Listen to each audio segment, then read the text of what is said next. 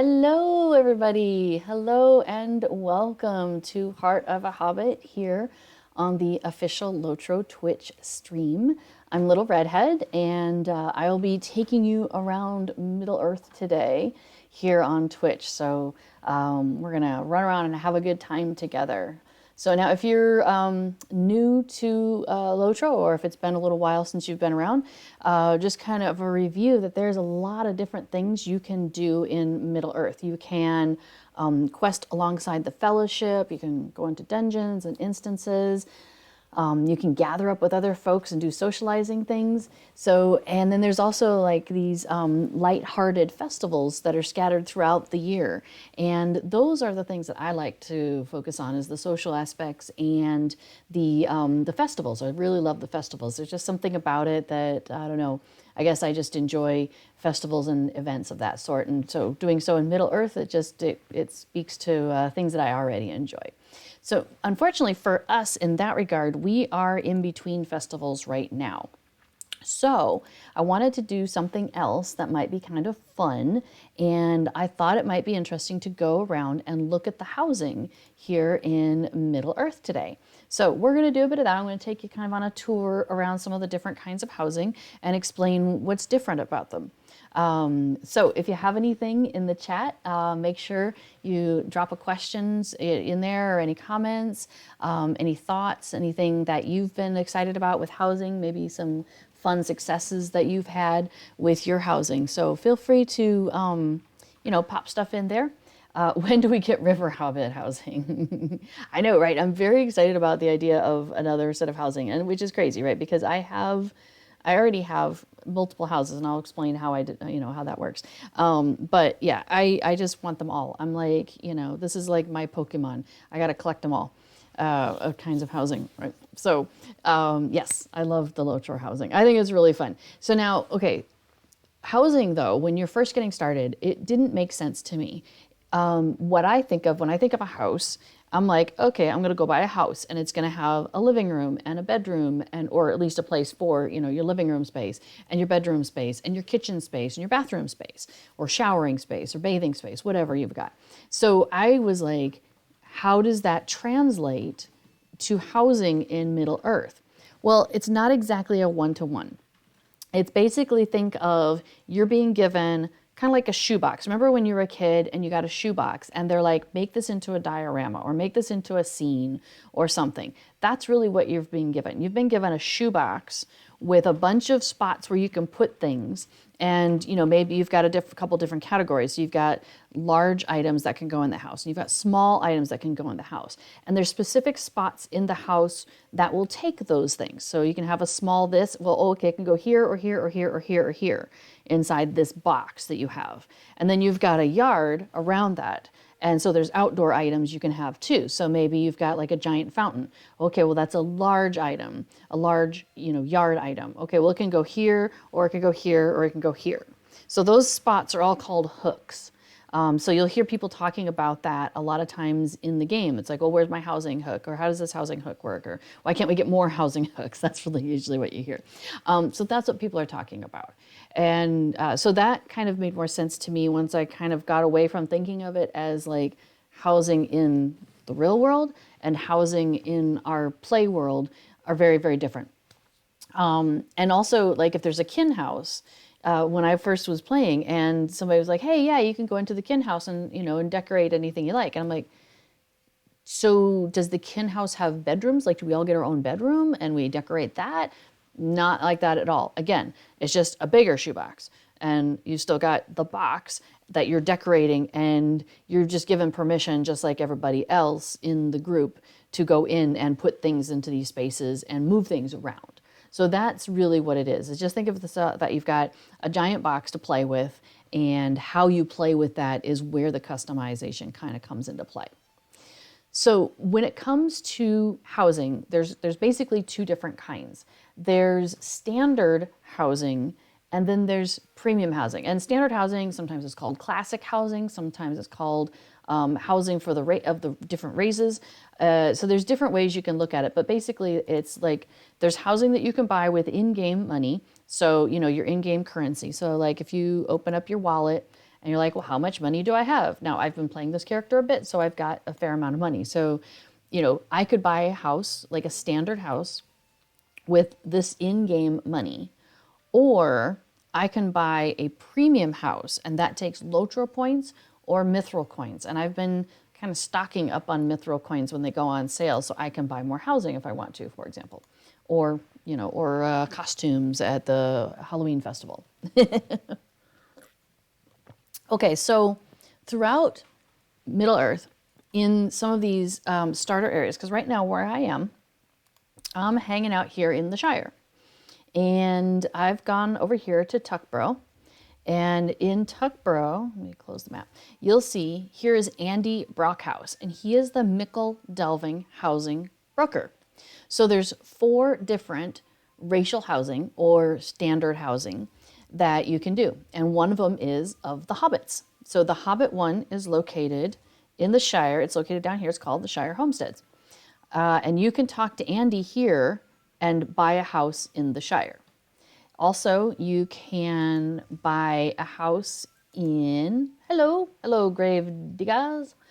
You can get a house up in Thorin's Gate. There's, you notice there's the Thorin's Hall homesteads. So that's housing of the dwarves.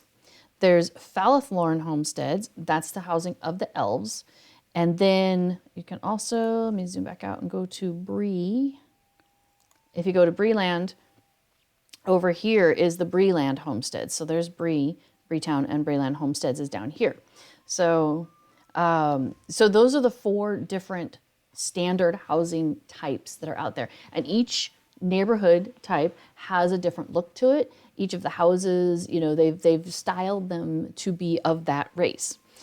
So when you want to buy a house, you'll go to a housing broker, and there's many of them around, and I'll show you a couple different locations. So for example, like I said, Andy here is standing right here, and he only knows about Shire homesteads. So if I were to click on him, he's going to show me all the houses in the Shire homesteads on this server that are available for sale. There's 3 different kinds of houses in all of these standard housing neighborhoods. You've got a standard house, which is kind of a smaller one. And then you've got a deluxe house, which is a little bit bigger. And then you've got a kin house, and that's only available to be purchased by kinships, by the kinship leader. So let me come back to that here in a second. So Grave Diggers is asking, did you get the anniversary gift box for the 13 years? I personally did not. I have not been playing for 13 years. I qualified for the 4-year gift box. So I got that during the anniversary festival. Let's see, did I already open it? I think I already opened, oh no, let's see. Yeah, I already opened it, so I can't show you what it looks like, but let me check my vault and see if I still kept any of it. So I got the 4-year, which is this, came with this Azure Festival Azure cloak, the Festival Azure party dress, which dyes up really great, and the Festive Azure tunic and trousers, which is also rather cute. I like the party dress best though. But if you log in anytime between now and, let's see, April 1st, I believe, of next year, you should get the anniversary gift box for whichever one you qualify for. So depending on how long you've been playing, and as long as you log in each year, basically in that 11 months period, it increments you to the next anniversary box. So you should be able to keep moving forward for each year that you play. Unless you miss a year, and then, you know, it just waits till the next one, and then you know, increment from there forward. So, okay, so Andy here, let's talk to Andy again. So these are all the different houses that are available right now in the Shire homesteads. And you'll notice that the neighborhoods are in alphabetical order. So you can like sometimes skip down to the bottom. Wow, they're all the way in the Y's. And see sometimes if they have to add a new neighborhood because some others are full, or maybe there's like kinship houses are running out or that sort of thing. So you'll find some neighborhoods that have like a lot of homes available because probably that one's been added recently. So let's see, here's a good neighborhood. This one has a lot of them available for sale. So we're gonna go take a look over at Waterley, and I'll show you what a Shire house looks like. Let me just double check my notes. Yeah, we'll just do that here. And So now right now it's showing me all the different house types that are available in this neighborhood. You're lucky the 13-year gift box with just 2 hats and some fireworks. Yeah, but you've got all the stuff from all the previous years too. So like, I don't know, there's some pretty cool fireworks that I'm looking forward to getting as we go further on a little bit. Hello. One of my friends has stopped by. I shall, oh well, I shall wave. She also has the hat from 14-year anniversary is got these hats. So that's the one of the hats. That's the wide-brimmed version. And then and the dies up here. Let me put Andy away. Sorry, Andy. We keep trying to talk to you and get distracted. So that's it, dyed up. I like how the ribbon and then the edging on it kind of, they change. It doesn't have a pattern though, so it doesn't like, soak up colors into pattern, but it has a little bit of shading and stuff. So that's kind of cute. And then this is the short brimmed version, which I swear still looks like something out on a ranch. But yep, and there it dyes up yellow, or I mean orange. Get my, hey y'all, right? Gotta go rustle up them horses, them wild horses, get them Mustangs. I think of that because I'm from Colorado, and so I think ranches like that. Don't be rustling. That's right. Leave other people's stuff alone. All right, so cute. Thank you. Thanks for sharing. Okay, so we're going to go see a neighborhood. We're going to go look at houses. There's small houses, there's big houses, and there's kin houses, like I said before. So let's see if I can find a neighborhood that has a little bit of each. Oh, actually, we'll go here. Lorbo's Corner has 12 standard houses available out of, I think, 16. Has 3 deluxe houses that are currently for sale, and has 2 kinship houses. So we'll be able to go and walk into a house that's open. So we'll do that. All right, so let's just start at, the circle. Okay, well, fine. We'll just go to One Chalk Road. We'll take a look at One Chalk Road. So when you click on a house, when you're talking to a housing broker, I'm currently on Evernight, if you're curious what server I'm on. I'm going to be switching around servers because I have different houses I want to show people, but we're starting here on Evernight. So, okay, so when you click on a house, it shows you a little bit of details about it. It tells you how much it costs to purchase it, which would be 1 gold and 100 silver. It has a weekly upkeep cost. In this case, it's 55 silver, and shows you how much money you have. So you're like, can I afford it or can I not?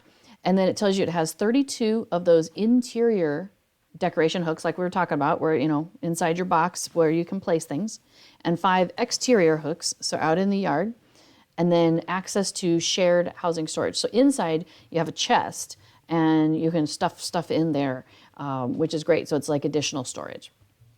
So I'm going to go and I'm going to tour this house. So what this is going to do is it's going to teleport me, zoom, right into that neighborhood.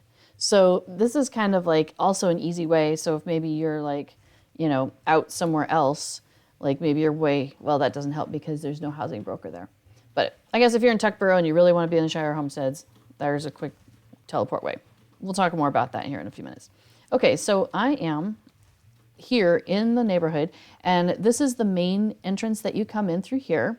And so I'm checking out the first house on this first road. What if all the houses are sold out in the neighborhood? We're going to come back to that too.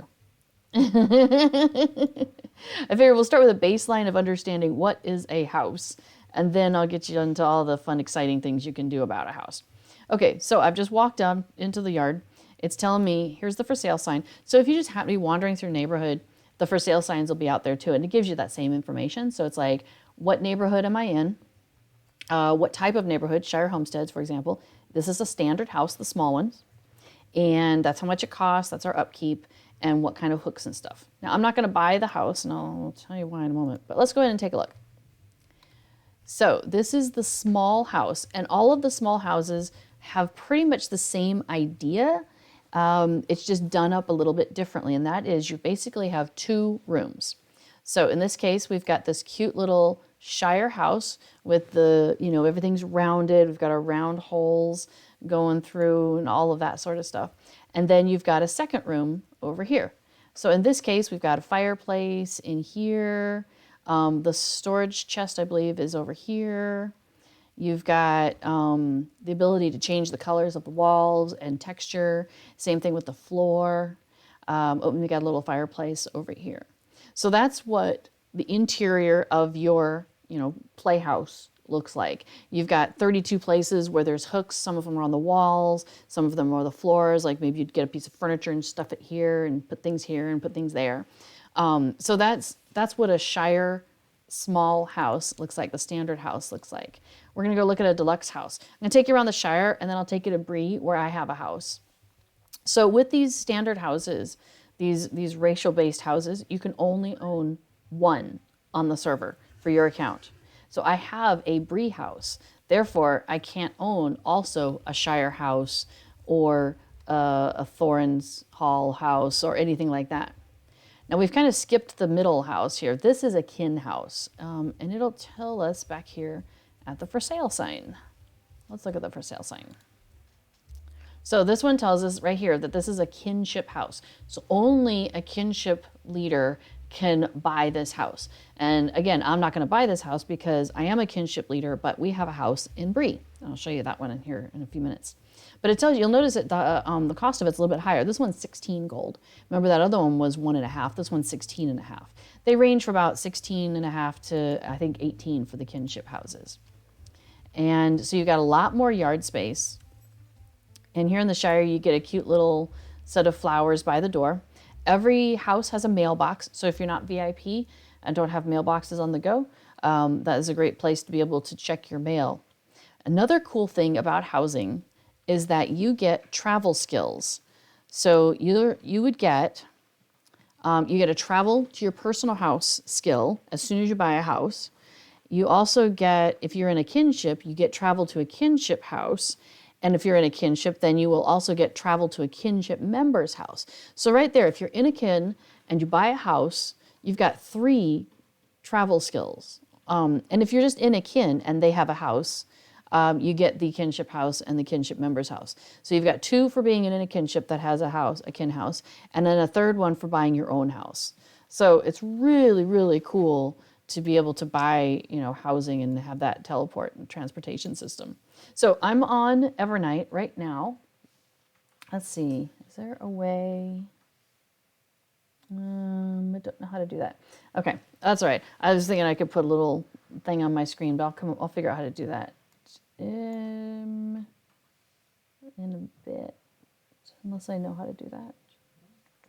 The words, I was thinking about putting the words, what server I'm on. I'd have to create a new scene, a new source, wouldn't I? We'll do that. No, maybe I can do it now. Hang on just a second. How do I create a new source here? Yeah. Got my IT specialist helping me out here. Tell you what. Oh, cool. Okay, we're going to show you this. We'll be right back. But we're right here. See, I'm still here. Hi.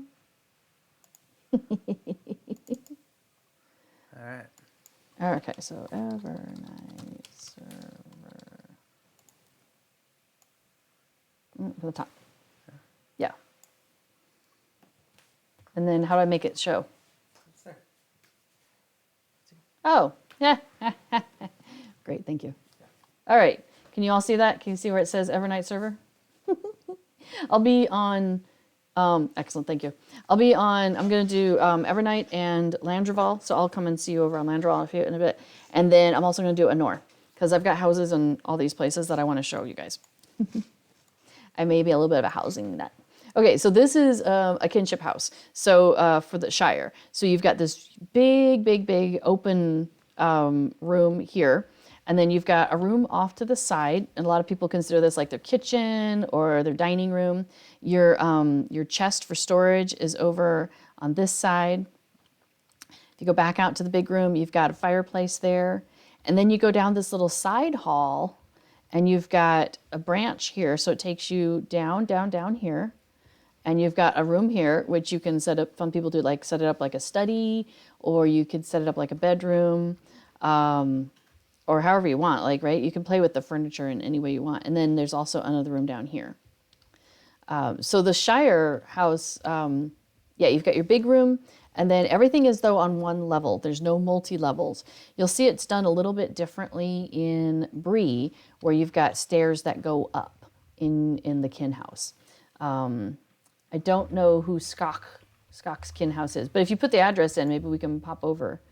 I do not have a lifetime VIP. I am VIP now though.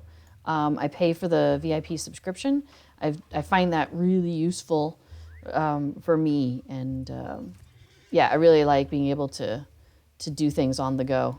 Okay, let's see if we can find a deluxe house that's for sale.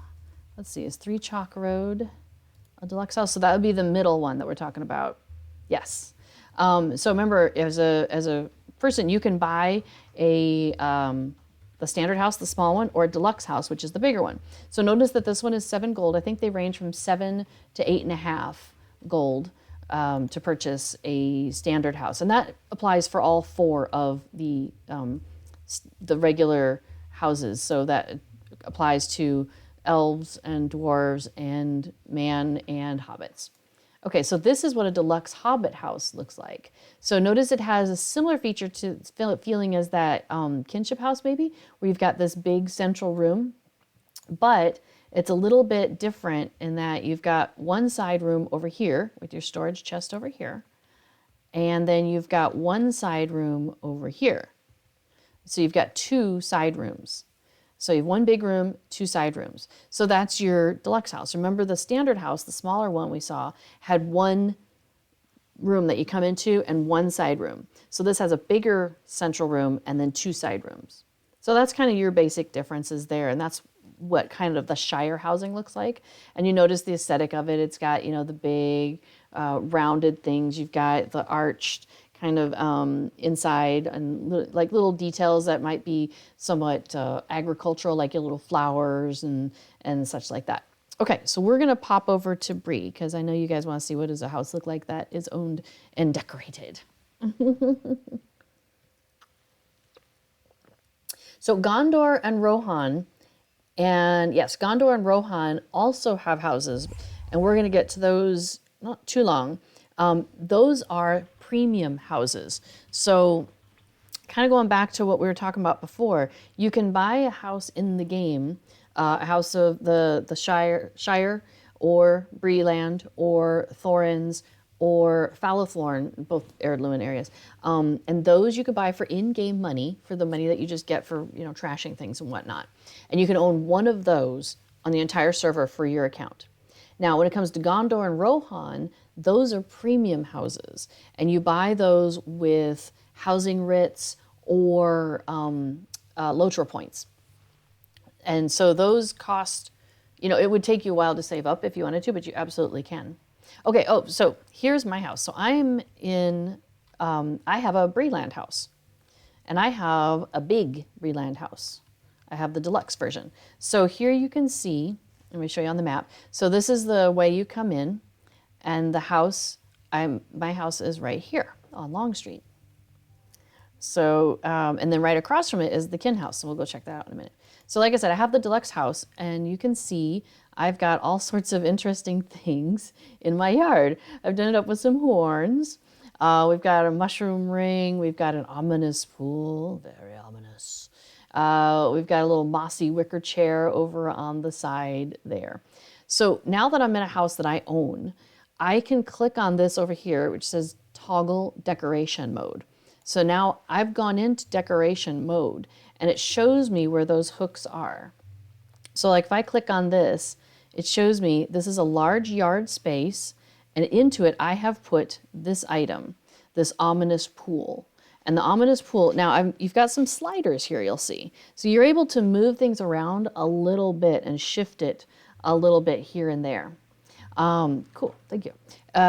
So you can, so you can move things around and kind of, you know, personalize it a little bit more. I'm gonna get out of decoration mode because it's a little bit easier to see what's going on without it. All right, so let's go in the house, and I'll show you some of what we've done in the house. So I thought it would be kind of fun. Now notice you also have like a doormat hook. So remember it said you had 5, but you really have 6. Well, you have 6 plus the doormat on a deluxe house. You have 4 plus a doormat on the standard house, the smaller houses. Sorry, I'm really bad with doors. Sometimes I just walk right by them all the time. So on Landreval, we'll go and check out, we'll go and check out that house over on Landreval in a little bit. Yeah, cool. Okay, so here's the inside of my house. So you might hear it faintly in the background. There's a little bit of music. Here, I'll take floaty names off to kind of give you more ambiance. Cool things you can do in a house. So you'll notice that the interior of my house does not look like, the walls don't look the same as that Shire house that we saw. True, a default look in each neighborhood type is different. However, I have added some things to the walls here to make that look different. I've done stuff to the floors to make this look different. So you can see, like, here's what my house looks like on the inside. I have a Bjorning, and our kinship is named Bear. So I did my house kind of as a retreat for the average Bjorning. So, you know, if they needed some place to kind of get away from it all while they're out here in Bree-land, this is a home where hopefully a Bjorning would feel comfortable. So we've got some nice mellow music in the background. We've got some nice deep tones in the colors. I have kind of like a scholar's room back here where we've done up a good place where, you know, if maybe you've got some crafting you want to do, pretend crafting, there's no crafting stations right here.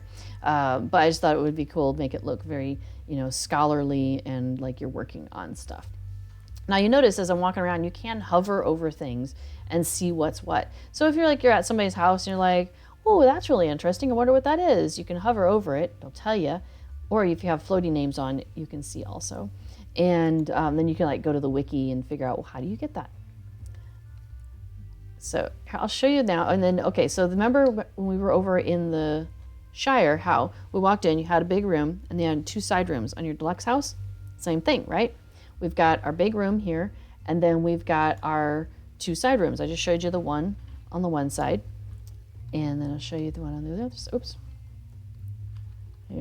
And the one over here on the right is the one that has your storage chest. So there we go. Is this interactive? It's not interactive. Okay. So I tried to keep it very comfy and cozy here, as I mentioned. All right, so let me show you, there's 2 cool things that you can do. So remember with that decoration toggle mode, we're gonna toggle that back on. Over here, you'll notice a couple things that you didn't see while we were outside. And we have wall surface, and we have wall color, and then we have floor surface and floor color. And so that is how you can really make a difference and really customize how you want your house to look. For example, the surface in here is actually a floral wallpaper that's common in the Hobbit area. So it's a Hobbit floral wallpaper. But I wanted something that didn't look quite so busy, I guess I should say. Hang on, clicked on the thin furniture. And so the wall color, I put a very dark color with this rust wall paint. And that really kind of gives it, so it has a little bit of texture to it, but it really brought that color differentiation down. I like that. So, and then with the floor surface, again, I wanted something very comfortable for Bjorning. So I went with a dark grass floor, which I thought would match kind of the dark colors that I was going with here. For the floor color, I didn't have to do anything because I liked the color of the grass. Because there's light grass and dark grass and medium grass, and I chose the dark grass. So now if I go into the second room over here, you'll notice that my walls are very different. My floor is different. That's because over here in this deluxe house, this second room has its own set of wall surfaces, wall color, floor surface, and floor color. So for example, in here, I have put in a flagstone floor, and it says a simple flagstone floor. And then, let's see, did I put a color on top of it? I did not. So this is the natural color that the flagstone floor comes in. And then on the walls, I did, it's very faint there. I did a fieldstone wall. So this is actually like different stones.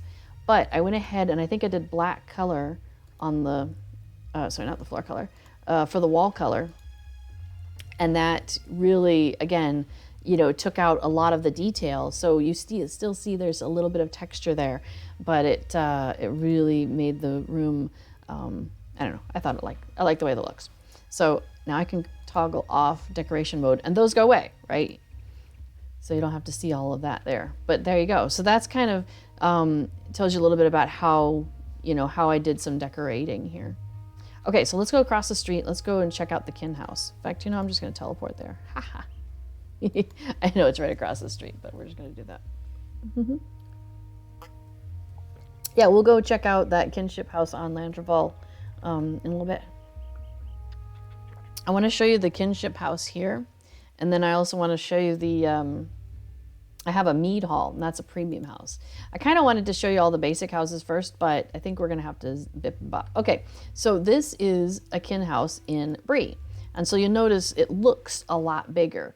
Inside, it's going to have the same number of hooks, or it should have the same number of hooks, and same thing with outside as like a Shire kinship house, or any other.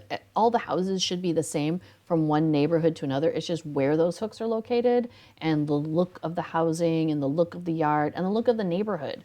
So for example, you'll notice in this neighborhood we've got some cliffs around us here. We have a stream running through there that we can walk across. So all sorts of interesting things you've got going on there. Whereas the Shire house is going to have a lot more rolling hills and and farmland looking stuff. And so I love how from the kin house here, we can look across the street and there are the horns that I have put in the yard. It's fantastic.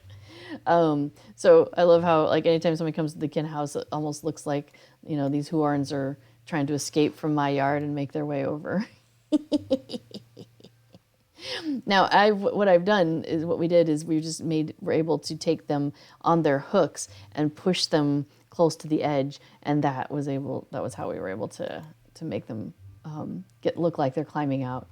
They're not actually outside of my yard.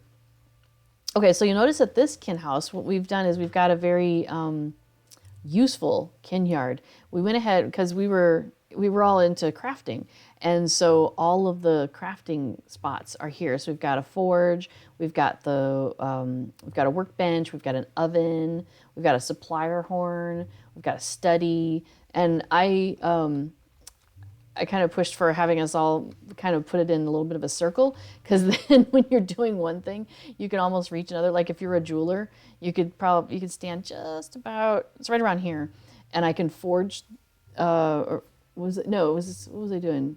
I was doing two different things, or maybe it was, anyway, so I could do like a little bit of things that I needed to do there, and then I don't have to move, and I can already touch the workbench, and I can do the things I needed to go there. So it was pretty funny.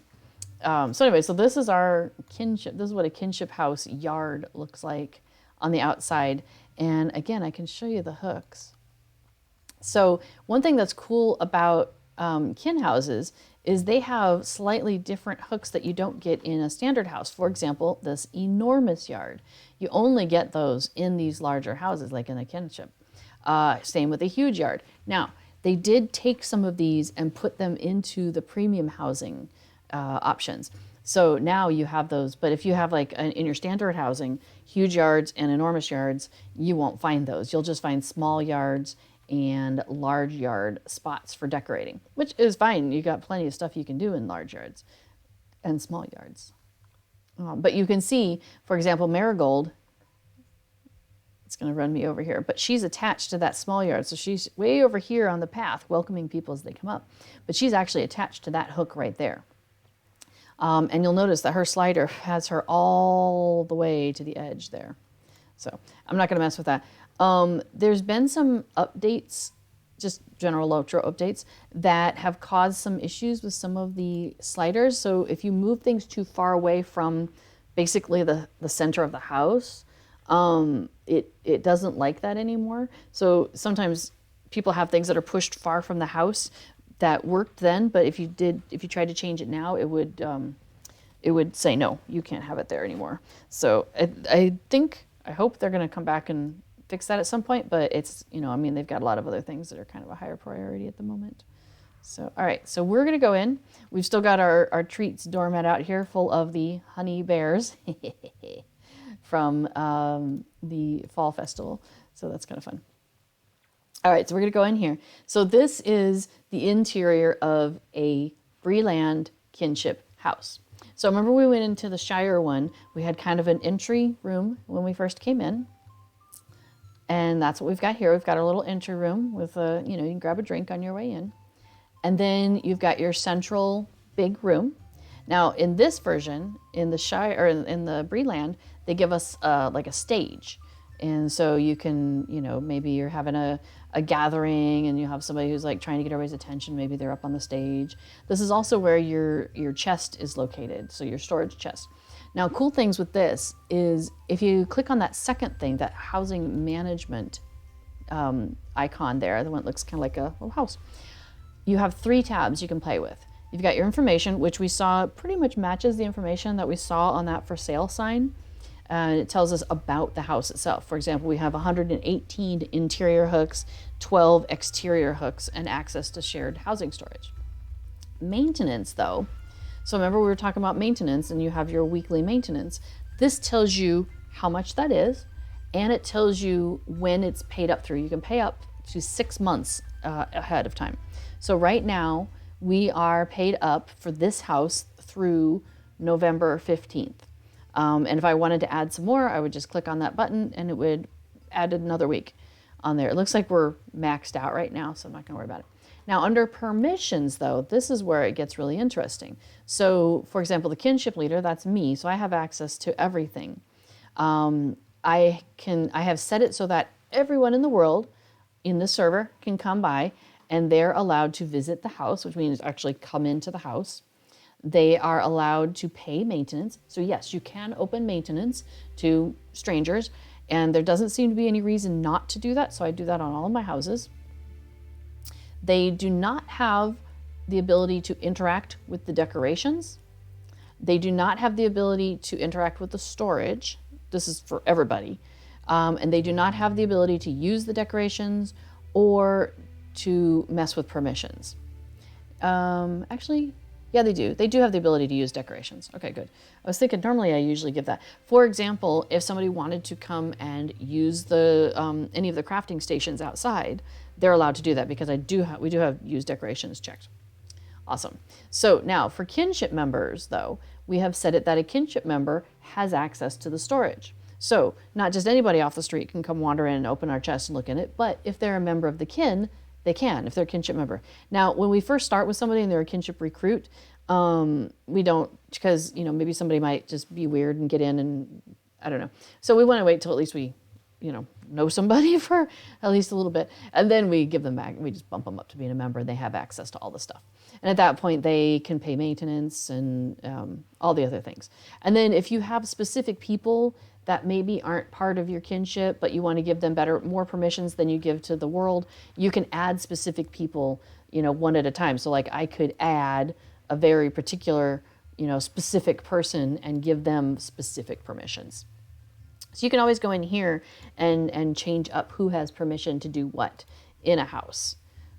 Cool. Oh, I like interactive things. I'm going to light some candles, get a little more light in here. Cool. All right. So that's what we have. Let me close that out. We don't need that. Don't need to see that at the moment. All right. So that's kind of the stage area of your Bree kinship house. And so you'll notice like the goose house, because it's a small yard or a special furniture item, it's in a special furniture hook.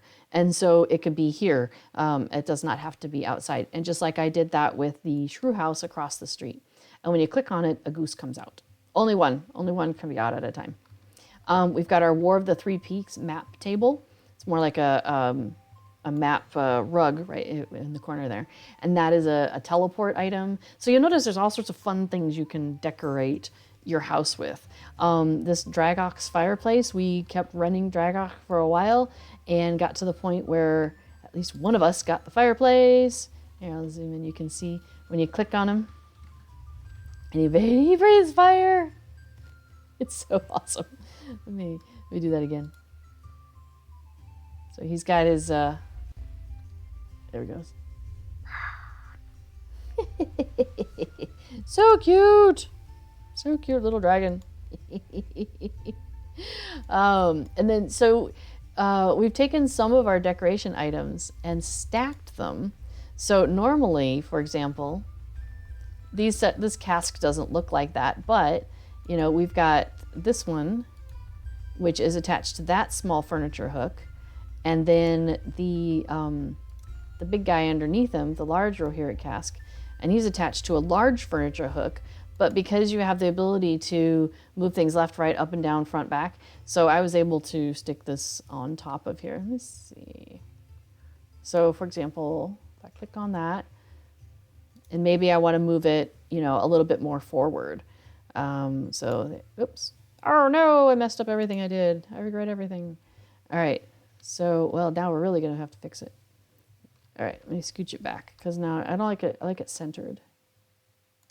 That's going the wrong way. So yeah, you have sliders that take you left or right, front and back. So like with this one, you know, maybe I lift it up a touch more, or maybe I bring it down a touch more, or to pretend that those are cut out, right? And maybe I like it a little further back or a little further forward. All right, we're gonna go ahead and save that there.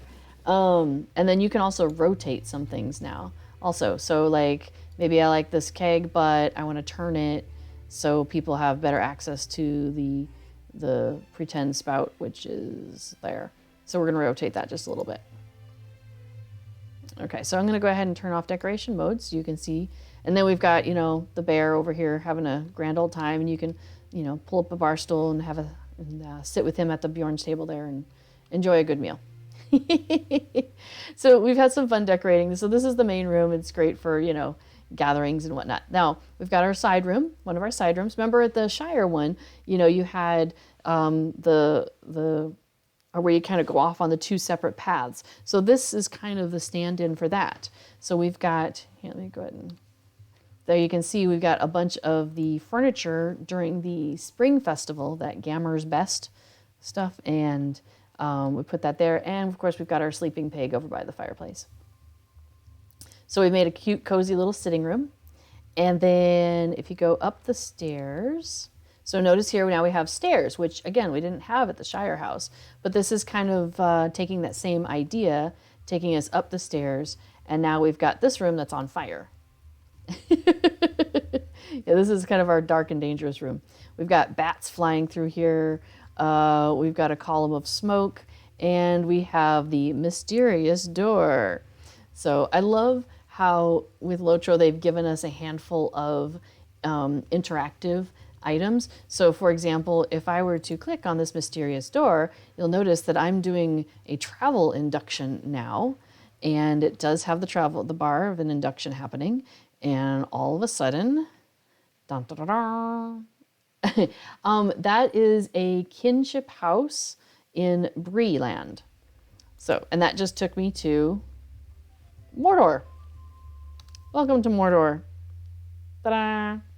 Now you'll notice the music there was a little Tom Bombadillo-ish when we first arrived. So that is one thing that's kind of going on. I've noticed lately is that some of the music is what I would say is sticky. So you'll notice I'm still hearing housing music instead of hearing the music of the area. So there we are. So we're on the Evernight server right now, and I'm taking people on a tour of some of the various types of housing. So we've looked at Shire housing. We looked at both the small standard house. We looked at a larger deluxe house, and we looked at a kinship house. Now we're in a Bree-land neighborhood, and every neighborhood of that type is the same. So every Bree-land neighborhood is basically a copy of every other Bree-land neighborhood. So when you come in, you know, for example, this is 3 Longstreet. There's going to be a 3 Longstreet. It's going to always look like this. It's always on a hill. Like they basically just make multiple copies. They're instances is what they are. So that's why sometimes you get funny loading things that happen, because you're loading yourself into an instance with all these things that you're asking it to load, like all these decorations and things. So that's why sometimes things get a little wonky. So now this is a Bree-land house of the small variety, the standard house as they call it. And you'll be so surprised, but it is 2 rooms, just like the Shire one was. So you come in, and we've decorated the walls in here and the floor on this one as well.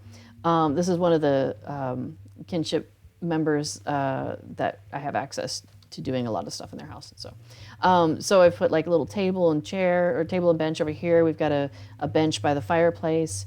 There's a lot fewer hooks in these small houses. Now we haven't taken advantage of all of them. We've put the maps up in here because that's that map collecting thing. So, members could come in here and just grab a map, put it back, grab a map, put it back, grab a map, put it back, and work their way through that, that map deed. So, and you'll notice we've got the chest is right there. And we've got our options over here for the wall surface and the music. Oh, I didn't show you the music. But yes, you can buy these little music boxes from various vendors. And we have the Hills of the Shire is the music that we have playing in this house. We had Tom Bombadil music in one of the houses. And I can't remember what I have in my house right now. The one that's Happy for Bjorning. So I might move that table and bench sometime. Not 100% happy with where it is, but I feel like I need to put more decorations in this house though. If it could use with more, it could do with more. But it's kind of also become kind of a dumping house for stuff that I like, but I don't want to like get rid of it, or I need a place to put things. So yeah, so there we go. So that's what a small Shire house looks like, or Bree-land house looks like. And you'll notice it didn't have the decorating options for that second room. So the entire house has a similar look in both rooms. But we've got 4 external hooks out here in the yard, and we've put a bunch of stuff out here. Here's a fun little thing. In the Bree-land neighborhood, if you're in this house, and that's that kinship house that we were at a minute ago, you can actually jump from here, if I time it right. Yeah. You can jump on top of the house, which is why we chose this house for our kinship. Because our kinship likes to do some parkour from time to time. So, hi, Jackal Tech, welcome. You're on Gladden, and you just returned from a long time away. Well, welcome back. We're glad to have you. I am Little Redhead, and I tend to enjoy the festivals here in Lord of the Rings Online. But right now we're in between festivals, so I am taking this opportunity to go and show off another favorite part of the game for me, and that is housing. So we are on the Evernight server right now, and we will be switching over to Anor and Landreval at various times here in the 2 hours that we'll be together today. And if there's anything we don't get to today, next week we are also without a festival, and so if there's more housing that we want to look at next week, we can totally do that. So I just wanted to show you while I'm standing here up on top of the house that you get a good view of the neighborhood. It's really neat. I love the amount of time and attention that the developers of Lord of the Rings Online have put into like the landscapes of places and the look and all the little details that they've done. And so just pausing to take a look at a neighborhood when you've got a good view of the whole thing is really, really cool. So when you first come in, if you come into a neighborhood, a Bree-land neighborhood, from outside the neighborhood, and we're going to do this over at Thorin's Hall here in a few minutes, you come in from a direction, and so that is the entrance into the Bree neighborhood. And then as you come around, you can see there's a number of different roads. So for Bree-land, there's a road running there, runs up this way, and then there's a couple houses that way. We've got this main road here that I have my house on, and that goes all the way to the end where there's another kinship house. I think there's 4 kinship houses in the standard neighborhoods. And then, is it 9? No, 12. Anyway, there's a handful of deluxe houses, and then again, even more of the standard houses, the small ones. So like, for example, that's a standard house you can see over there. But that's another kinship house up there. That's a deluxe house over there. That is the center of town. So let's go, actually, I'm going to teleport us. I'm going to teleport us to the other side. So you see where that gazebo is. One of our kinship members has the house right there. So I'm going to teleport to her house. This is normally how I get into the neighborhood, is I actually go to her house for a couple of reasons. So we are now over on this side, over here on Chestnut Street. Now, Chestnut Street is interesting, and it doesn't get as much love as possibly the other ones because the center of town is over here, and that's where we're going to have some services. We're going to go see that in a minute. Yes, you should absolutely go acquire a house and decorate it. It's a fun and silly part of the game. But down here on Chestnut Street, it's very wooded, And God, it's just gorgeous back here. But again, it doesn't get a lot of love. However, if you are now looking at moving to Chestnut Street and are like, man, wouldn't it be nice if I could like port to my house and then get to other places very, very quickly? They have taken care of you. If you go to the LOTRO store now, and let's see, if I'll just do a search for stable, yeah, very Chetwood. Yeah, I think that's a good way to put it. Stable master is what we're looking for. They've created these stable master stands, and it's so like the thing with the Gondorian supplier horn, where you blow the horn and it calls a supplier to that space, and you can just buy anything from them for like cooking and crafting and whatnot. These are stable master stands. And so they have them in different looks, but they all do the same function, which is it calls a stable master to that spot, who then you can use to travel around from one place to another. So they have them like, they have a Shire look, they have a Gondorian look, they have elvins, dwarves, like it's amazing. I just thought, what a clever, clever idea. So I need to buy one. I just haven't decided where, because I think they're so cool. Okay, so I teleported to my kinship member's house, which is right here. And she has a goose out front, a goose house out front, as well as a Shire a shrew mouse house that I could, go and do. But really why I'm here, and you'll see one of my kinship members is already here, is because I want to go to this house, and we have 3 interactable items outside in the yard. So we have the beehives, which gives you 3 drops of fine clover honey. So if you know a cook, those are really convenient, especially as you're working through stuff, because you need that around kind of mid-level cook stuff. But then there's also these ingredient crates, which you again can buy from the LOTRO store. There's one that's the regular one right there, the ingredient crate. And then there's the premium ingredient crate, and that is gives you 6 of those. So the regular one gives you 3, and the big one gives you 6. And why do you even care about that? Because they're awesome. Here, I'll show you. And universal ingredient packs. Okay, I've been collecting for a while. I have 3,900. But if I want to make something, oops, let's get out of there. So if I want to come in here and make, I don't know, just anything, instead of using, just give me a thing.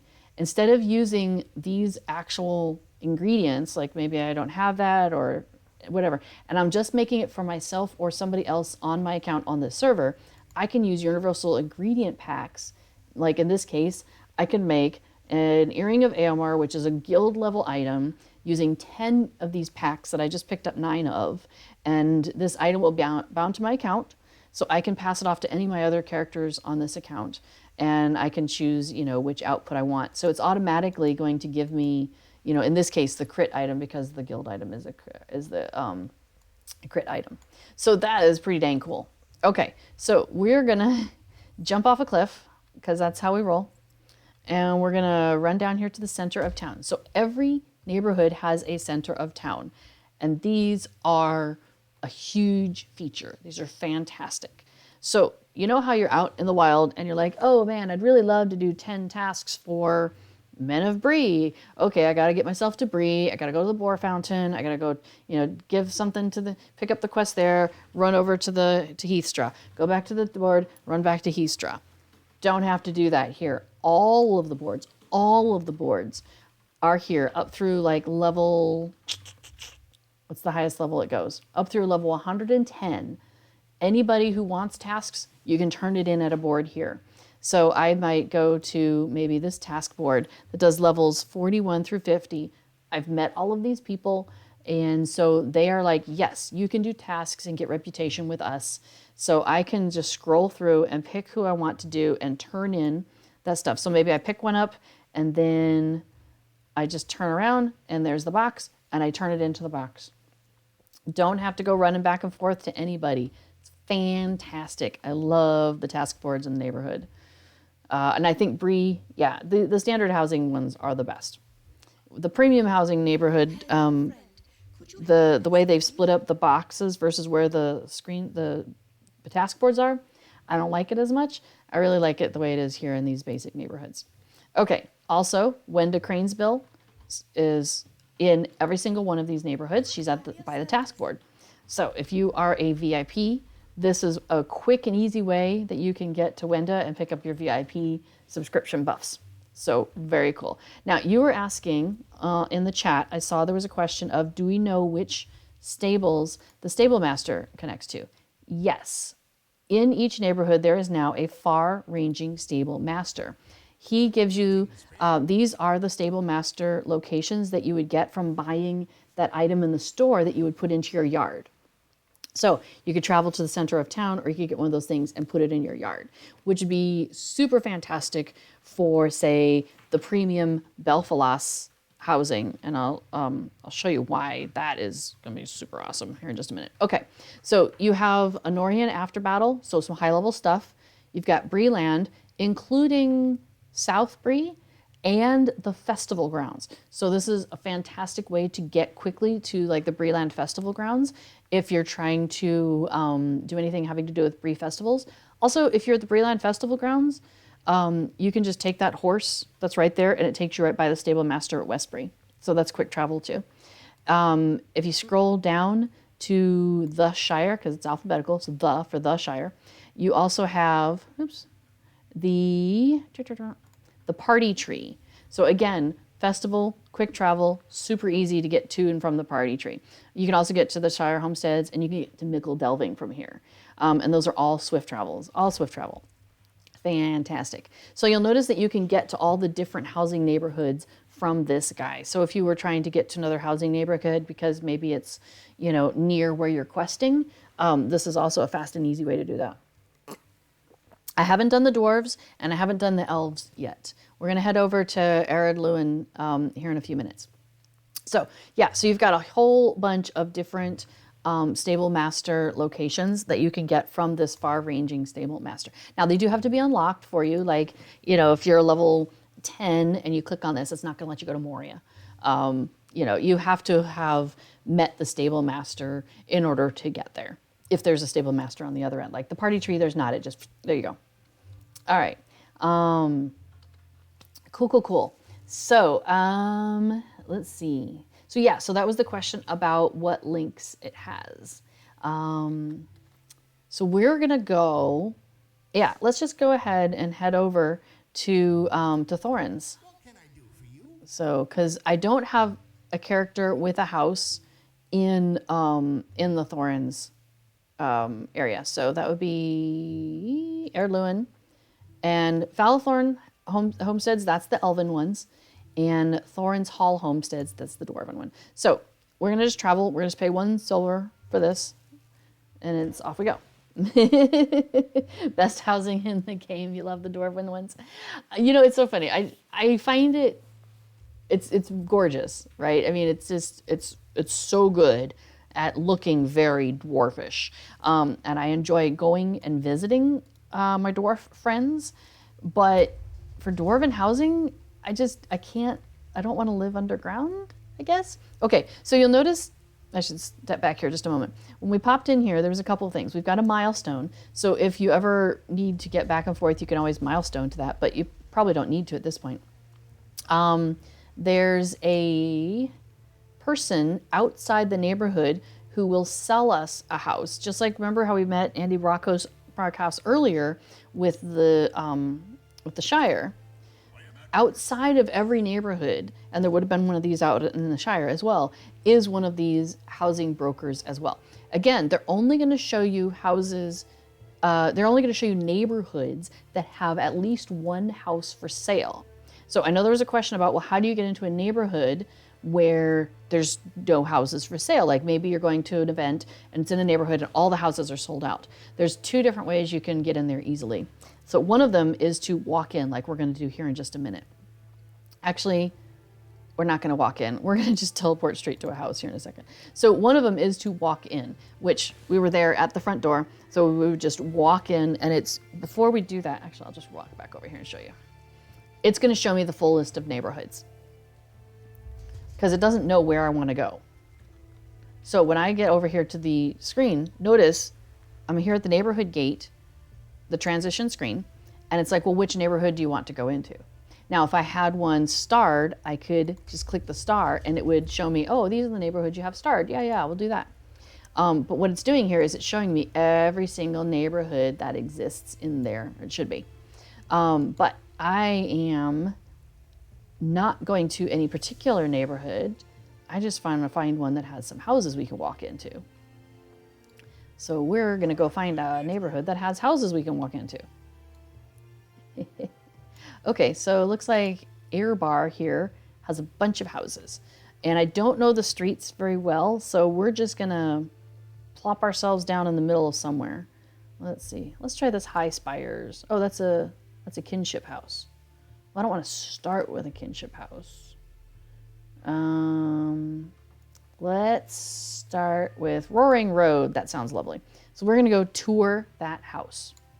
So that one's going to be a basic house, and I know because of the price. It was only 1 gold. So you know this is going to be one of our small houses. And remember, it's going to have the same kind of thing, right? 32 interior hooks, 5 exterior hooks, plus the door. That includes the doormat, sorry. So 4 hooks around the yard plus the doormat. So we're not going to buy this house, but we're going to go look at it. Yep, the brokerage office in Bree. That's the other way to get in really easily. So kind of going back in history a little bit. So there were these 4 different housing types, right? These basic housing that you can buy of the different types of races. So you've got the houses of man in Bree, the hobbits in the Shire, the elves in Falaflorn, and then the dwarves here in Thorin's area. So notice we walk in, we've got our first room, and we've got our second room, which has a nice fireplace in it. Big fireplace, that's pretty cool. And it's a very, cut stone. I love the decoration at the top. So yeah, so there were just those 4 kinds of neighborhoods, and the way you would get to them were, either to talk to a broker in a town, like, Andy over in where we were when we started, or there's one in, there's one for Bree, I think standing around in Staddle. So, they're just kind of like you run across them. Or you would go out to the actual neighborhood itself and talk to the broker at the door. So those were kind of your options, right? So then they had the premium housing come in, and it started with the Belfalas housing. And so there was always that Belfalas housing broker that was standing by the boar fountain. Well, then they introduced Rohan housing, and there was 2 different kinds of Rohan neighborhoods. So then it's like, well, how do you get to those? And they were also high level areas, because Rohan, your average level 10 isn't going to be able to walk into those, unlike here where you could probably get here safely. So it was a very different kind of thing. Like, what are they going to do with it? So what they ended up doing is they opened up, let's see if we can get in here. Nope. Oh, permission denied due to failure to pay upkeep. So this person has not paid their upkeep. Oh, but that's an interesting question. Let's find out. Can I pay their upkeep? So if you leave your upkeep open to other people, notice how I just walked into their yard and the management and the decoration toggles are there. Is it grayed out? Oh, it's grayed out. If they had left their maintenance open to anybody, I could pay their maintenance right now. Anyway, okay, so then they opened up the Rohan housing, and Rohan housing, of course, was not as simple to get to. You had to get there by way of, but anyway, it was, the first day was, it was chaos. It was fantastic though. Great stories came from that day. So then they created this space in Bree, this new brokerage office, and you have one broker from each type of housing in the office. So that's fantastic, because say maybe you're like, oh, hey, I just want to run over and, grab this or grab that, go check out this house, check out that house. You can do that right from there. Does this take me to a house? Oh, indeed it does. Look at that. Can I go in? Can I go in your house? Oh, you're so awesome. Thank you, random person, for letting us walk into your house. So this is a deluxe house, and it just says so right down there at the bottom. It's going to disappear here in a minute. But this is a deluxe house of the Thorin's neighborhood. So notice we have our central room, bigger than the rooms in the house we just saw. And then we've got one to the left and one to the right. But it's cool because it doesn't feel the same, right? Remember, this was the house in my Bree house. This would have been my, where I had all that scholarly stuff going on. And this room is where I had all my Bjorning stuff. But notice this version, it's very, rustic. It's got, I mean, not rustic, it's very stone, very fantastic. All this stuff going on. So yes, you can also buy, oh cute, they've got the birdhouse. That's awesome. And a vase. They're going very minimalistic in this house. Well, thank you, random person, for letting us visit your house. Can we pay into your maintenance? Looks like we cannot.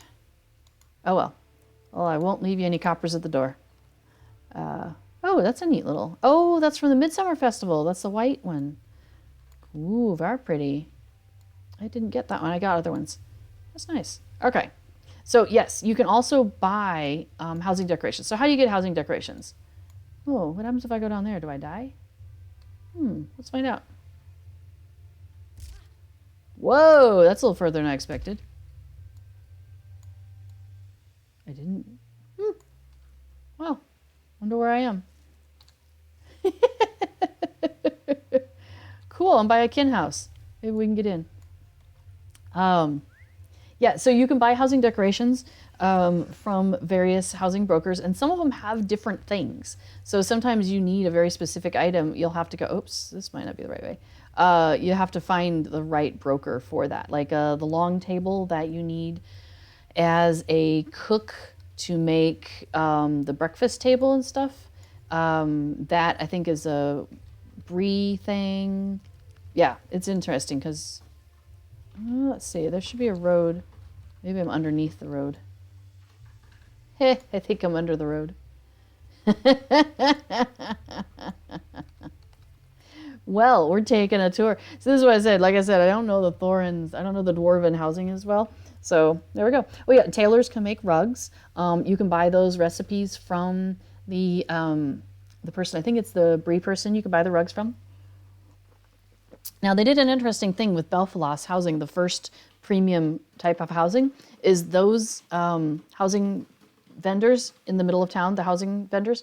You can buy everything from the other four types, the original four types from them. So I'm like, if I just want to go and get like blah, blah, blah, I'll just go to one of them and get the recipes and whatnot. Yeah, so there's some cool stuff you can craft, which I love. I love that. Tailors can make like 3 different kinds of rugs. Cooks can make like 2 or 3 different kinds of tables. Scholars can make paints for your walls. Water cold? I don't know. I mean, she's not shivering. So here we are at the center of town. Remember I was talking about the center of town. You've got all this cool stuff. So there's our far-ranging stable master. There's our task boards. There's our Wenda Cranesbill over there. And you'll notice we also have, and I didn't actually say hello to them over in Bree, but we've got a relic master. So if you are not VIP and you don't have these on with you as you go, you can come to these guys. So you get your Forge Master and your Relic Master, and these are in the center of every type of neighborhood.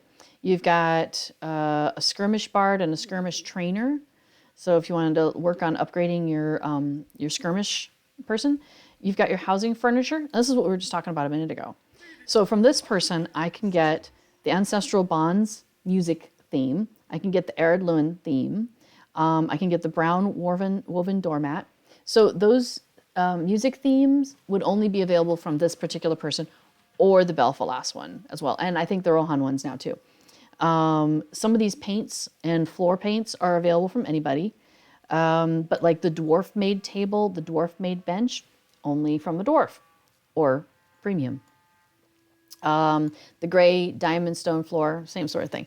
So they tried to kind of, make it so that you had to go and talk to the specific person to get the look of that place. But some things overlap. Some things you can get anywhere, like the wall paints, the floor plans. I think they all have those. Here you can buy the table decoration, dwarf-made table with a purple table runner running down the middle. This would be a woodworker thing. So I could buy this, give this to my woodworker, this recipe, or I could send my red worker over here to buy it and sell it like that. Yeah, and so each neighborhood has its own default look. Like, I can't remember what dwarves are, but let's pretend that it's the gray diamond stone floor. So like any dwarven house you would buy would come standard with that. But if you wanted to have that look in a different house, you could buy this and install it at a different house, for example. So I think that's kind of cool that they give you some options there. And then, of course, like I said, there's the crafted items.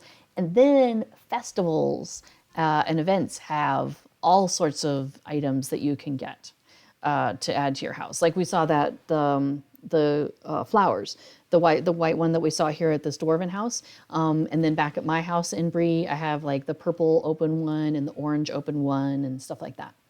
So, okay, and so you'll notice we have our vault keeper here also. We have a mailbox in the middle of town. We have an escrow broker, which really doesn't come into play as much, I don't think, as it used to, because, so the escrow broker, the dealio is that if you have a house and you let it go fallow, like you don't keep up the upkeep, eventually you lose the house, right? And so your stuff goes into escrow. Any of the yard items and the housing items and the floors and like anything you would put up in the house goes into the escrow. So the idea is that you could come to the escrow broker and pick up your stuff. I wasn't able to make that work when I was between houses and I'd left stuff in there, but most of the time, the reason I'm giving up a house is because I'm buying a different house. So I tend to not even look at the escrow broker, because if I leave anything in the house and then I sell it or abandon it, technically is what you're doing, because you don't get money back.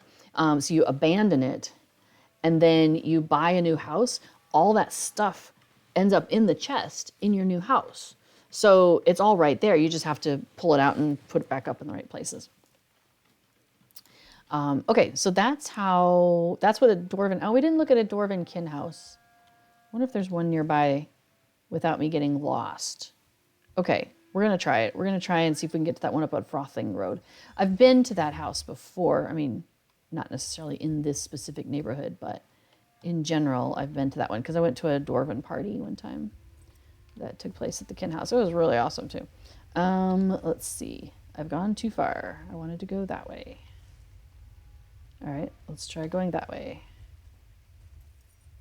Yeah, thankfully they had people kind of wandering around in the neighborhood to show us how to get to people's houses, because that was useful. I'm back over the river again. All right, we're going to walk forward. Walk forward. Okay, I should be at a road. Oops, nope, stop moving. I swear it says there's a road here, but I don't see a road. These dwarves, man, I do not know how they figured this stuff out. Yeah, that's not a road. Oh, the road's up there. Ah, okay. We may have this now. This is another reason why I'm like, I like the dwarven idea, but I think I like my Bree house and my Shire house just fine. Although I do have an elf house. I'll show you that one. It's over on Anor. Okay, so wow, though, look at these views, right? Like, again, they have really done up. The developers on LOTRO, like, you can see over there, there's stuff, there's houses there, there's peaks up there. Like, this is some really nicely done stuff. Man, you just live right next to the statue. That ain't bad. Ain't bad for some. Oops. Oh, and then this one's for sale, so we'll definitely be able to walk in. Okay, so again, just like, remember my the Shire house that we looked at, and you know, the Bree house, 118 interior decoration hooks, 12 exterior, and then you've got your chest, of course, inside. So it's from my, yeah, so that's the thing is, I don't know, I don't want to live underground. I think it's really what it comes down to. And so I like the dwarven housing, I like the look of it, but man, I just can't do it. So, okay, we have our entry room when you walk into it. And then you've got this giant room here, again with a stage. But I do love the ceilings, like it's just cut into the side of the world, man. The party that they were having, they had like a bar set up there. They had some furniture that made it look like a bar. And then they had some stuff hanging here so you couldn't go that way. And then they had like a band playing here. And they had some tables with food set up out here. Like, it was really clever. They did a really great job with this. So you'll notice that this has some similarities to the Bree house. So you come in here, you've got, you know, this kind of large room with a fireplace in the corner, gorgeous dwarven fireplace. And then we're going to go up some stairs, just like we did with Bree, have a landing. And then we'll turn Sorry, I'm getting caught on the wall a little bit there. And we'll go up the stairs. And then this was the room that I had on fire in my Bree house, or in our Bree kinship house with the Mordor. Yeah, or the mysterious door. So similar look, right? So you get the similar idea on that. Okay, so I think, let's see, we've looked at, oh, I know one thing we haven't done yet. Okay, so we're gonna skip the last basic house for a moment. We're gonna go to check out a premium house. So when you buy a premium house, you get this travel to a premium house skill. If you have more than one premium house, it takes you to the last one you traveled to. So you would just have to go into your housing menu, which I have shortcutted mine to be Shift H, so I can get to. So those are all the houses that I have some connection to, like my kin house. You know, as a kinship member, there's the kin house, which is the middle one there. My house that I have, my basic house, and then this is the premium house. So when the Rohan housing came out, I was super, super excited. And so myself and the other folks in the kin, we were trying to decide what we wanted to do. So what we did is we bought, like I said, there's two different Rohan neighborhoods. This is, the Eastfold Hills homesteads. So this is the one that's very mountainy, very lots of trees, very wooded. I mean, it really reminds me of living in the mountains of Colorado. And so in this neighborhood, you've got the center of town is over here.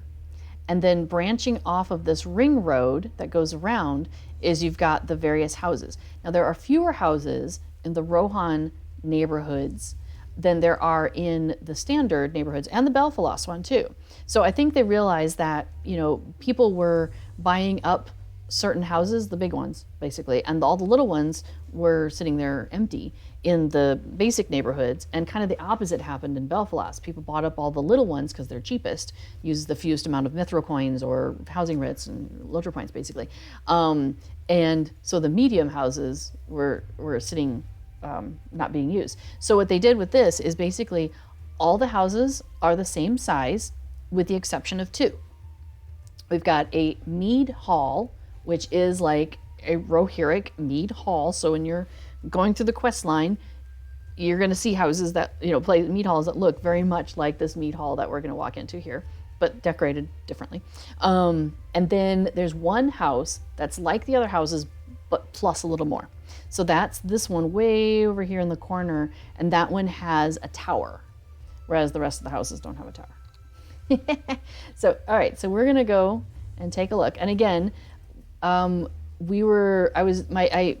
aesthetic that I keep in mind for this is something that a Bjorning would be very comfortable with. So we have a workbench because my main Bjorning is a woodworker. But we've got a chicken coop out there. We've got the cows. We've got a giant fountain, basically because it fits here best. But we've got, you know, the giant lilies. We've got so we've got some various things going on out here. So now as we get up closer to the house, you'll notice that we have a bunch of stuff around the side of the house too.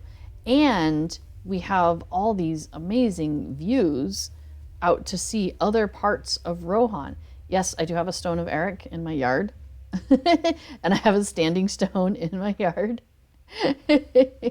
Now, the Mead Hall is a personal house. It's not owned by the kinship. However, because they introduced that travel to a kinship member's icon that you can use, that travel skill, so I have this house starred as my house for my Bjorning. So if you travel to my Bjorning's house, it will take you here. So it's the great idea is that you can, you know, use this as a way to get your entire kinship to gather together at a Mead Hall. Okay, we're gonna go inside and then I'll show you some housing hooks and stuff. So in we go. Hi, you're a new player and you're wondering if you had any housing recommendations for a high elf explorer.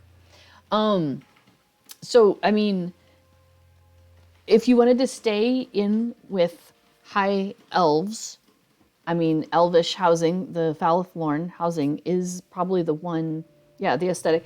I mean, basically that's it. What B414 just said there is you know, there's, as we mentioned probably, well, over an hour ago now, we'll kind of review here real quick, that there's 4 different basic standard housing types. There's the Hobbit version, the Elvish version, the dwarves that we were just looking at, and the houses of man. And they each have kind of a different look to them. And you can buy those with in-game money. So as a new player, that's probably where you'd want to start, because, you know, if you look at your wallet, and wherever your wallet happens to be, I have the premium wallet, and it puts everything in there, so it just makes my life easier. You'll see that you have your money there, and maybe I have a little bit more than your average starting player. But, you know, you can see how much do you have, and that's what you use to buy one of those 4 types of houses. And they range from like 1 gold or 700 silver or whatever for the smallest, up to like 8.5 gold for the bigger ones. Like 7 to 8.5 gold for the big ones, like half a gold to 2 gold for the small ones, or maybe a gold and a half. This is a Mead Hall. This is a premium house. And so you buy this with other things that you don't necessarily, well, you can use your LOTRO points to buy mithril coins that you could then use to buy a house, or use that to buy housing writs, which you then buy a house. What's the main point for your house? Right, yeah, looks, location. Yeah, do you feel comfortable in your house? For example, like we were just touring the houses of the dwarves, and I mean, they look amazing, but I am not comfortable there. So I'm like, I'm not gonna buy a dwarven house, you know? So a cool thing that if you don't already know is that every house you buy has a storage chest. Now, if I look at this storage chest, because this is a premium house, it has 2 chests that I have access to. I have access to my shared housing storage, which is my chest in my Bree-land house. So I can come here and get to everything that's in my Bree-land house storage chest. Or this house itself has its own house storage, which it's pretty small though. It's only 25 capacity. And you can increase, no, I don't think you can increase that. Yeah, you can't even pay mithril coins to increase that. So 25, you know, it allows you to do some things, but it's not a lot of space, just to, you know, give you a fair warning there. Okay, but this is our Mead Hall, and I put the table right in the middle. We got one of those, and let me just run through the middle. And I put some other food items out here that we got from the Midsummer Festival, so it's even more, you know, nom nom going on out here for the Bjornings, of course. You know, good stuff. And then, now you'll notice in this house, when we were running through here, we ran across something called a light hook, which is new for when they introduced Rohan housing. Let's see if I can find that one again. Where did it go? Yeah, so fill light, intense yellow that I had sitting there. So the lighting hook is new, and that is only available in the Rohan housing. It's available in all of the Rohan housings, but only in only Rohan, the 2 different types. So that's interesting. Okay, so Mead Hall, let me give you a quick tour. This is our creepy room. So we've got, like, you know, all the creepy things on the walls and on the doors, and got a map of Moria, a giant goldfish, and the cradle. Very creepy. So, all right, and then this is our cutesy room with our giant holiday tree and a Hobbit cupboard. Okay, so there we go. There's another one. So you can see the fill light in this room is a soft purple. So again, that's a really interesting new thing that they played with. In the Mead Halls, there's 2 other decoration hooks that are unique to just this kinds of stuff. So you've got the columns. I'm able to put different effects on the columns. So like right there, there's an effect. Right there, there's an effect. So those are different things you can do in here. And then this big table in the middle. You can have a fire pit. You can have a table. There's a couple of different things you can buy. Cool thing about the Mead Hall here in the hills is we're going to go downstairs. Not everybody has it downstairs. Only the hills does. So we've got some hooks and all sorts of crazy stuff going on down here. And then we've got like, 6 different rooms and each one of them has separate decoration for the floor and the walls and the lighting, I think. Here, let's take a look. But it doesn't have a lot of hooks in it. So let me back up a little bit. So if we look in this room, we pull up the decoration toggle. Where is it? Here it is. So we can do the wall surface and the wall color. We can do the floor surface and the floor color. Can't affect the music. But we do have a light hook here. We have a large wall space. We have a small floor space. Yeah, so it's interesting how they gave, and a small furniture space hook. So there's not a lot of hooks in these rooms, but it's a start, and it's really interesting. Now, the good thing about this is what you can do is you can drag stuff. So like I have stuff in this small furniture hook that I've put actually like out here, and that allowed me to decorate this space out here where there weren't a lot of hooks. And it too has its own wall surface, the wall decorating and the floor decorating out in this space as well. So it's really interesting how many hooks they gave us to play with for that in the Rohan housing. So like I said, we've got 6 different rooms down here, and I've been playing around a little bit with doing them a little differently. Like this is our room of fire. This is kind of a Rohirric room, but I keep ending up with pink walls. I'm not sure what I'm doing there. This is our purple room. I don't know, it just seemed like a thing. This is a bit more of a Rohirric room. I like that one. That one turned out pretty good. This is our floor with gold, and I think I put a treasure chest in there as well in the corner. So I think it's hidden around the corner. So yeah, so there's some interesting things you can do with the hooks in the basement. Some people like make it a pretend storage area because there's some fun decoration stuff you can buy that looks like crates of food. That's fun. And then we have another side over here. So I put down some rugs. We've got a nice little fire pit, so you can sit around the fire pit, tell stories. And we've got like, oh yeah, here we go. We've got a crate of vegetables. We've got our cheesemongers crate. So we just rolled those in here with our empty cart. You know, why should we have to carry things? Oh, hey, Red Baron. Oh, you had a busy day at work and you're falling asleep, so you're not going to do your stream tonight. Okay, all right. No worries. No worries there. All right. Well, we'll see. We'll see if I get through all the houses. Of course, we can always do some more housing next week, right? Like, who doesn't love housing? This is my midsummer Arwen and Aragorn wedding room. Yeah, seemed like the thing to do. So we went with some Gondorian stuff, some Minas Tirith stuff. Kind of went for a look there. All right, and then I did in the center, some people put like a throne or that sort of thing.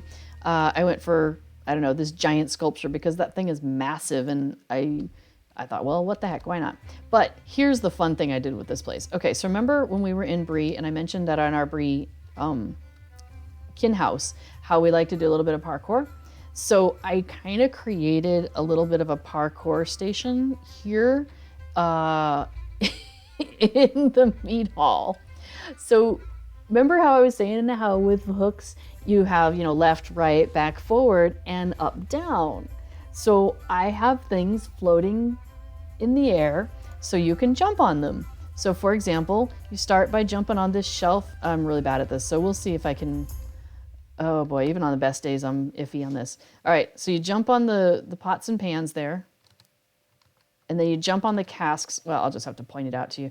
You jump on the casks, and then you can go over to the woven rug, which is right over the entrance hall. So it's really funny because you can look at people, look down. Then you go over to the breakfast table, and you jump back to the keg.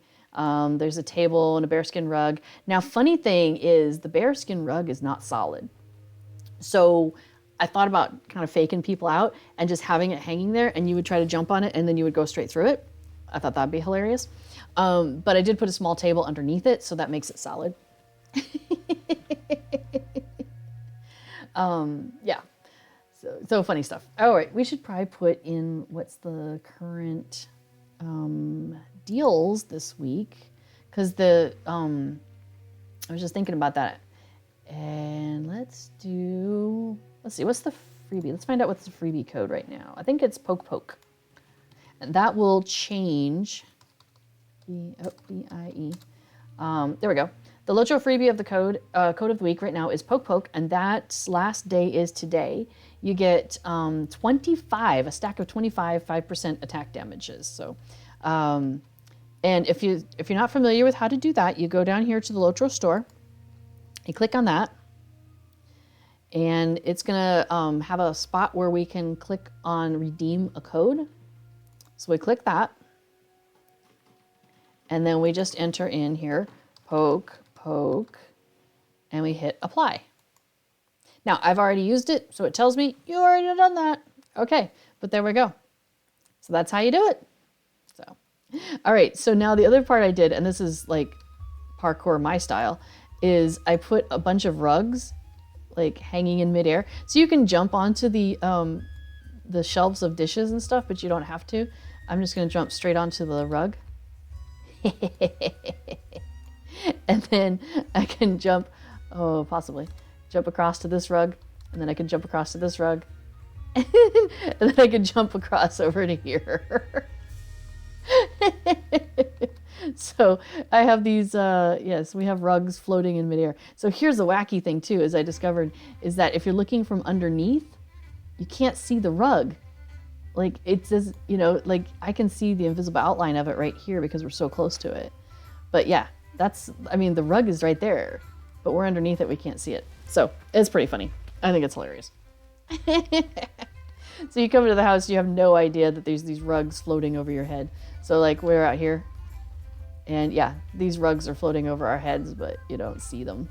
It's like we take off the names. Look, they're totally invisible. But you can see the shelves where the dishes are and stuff.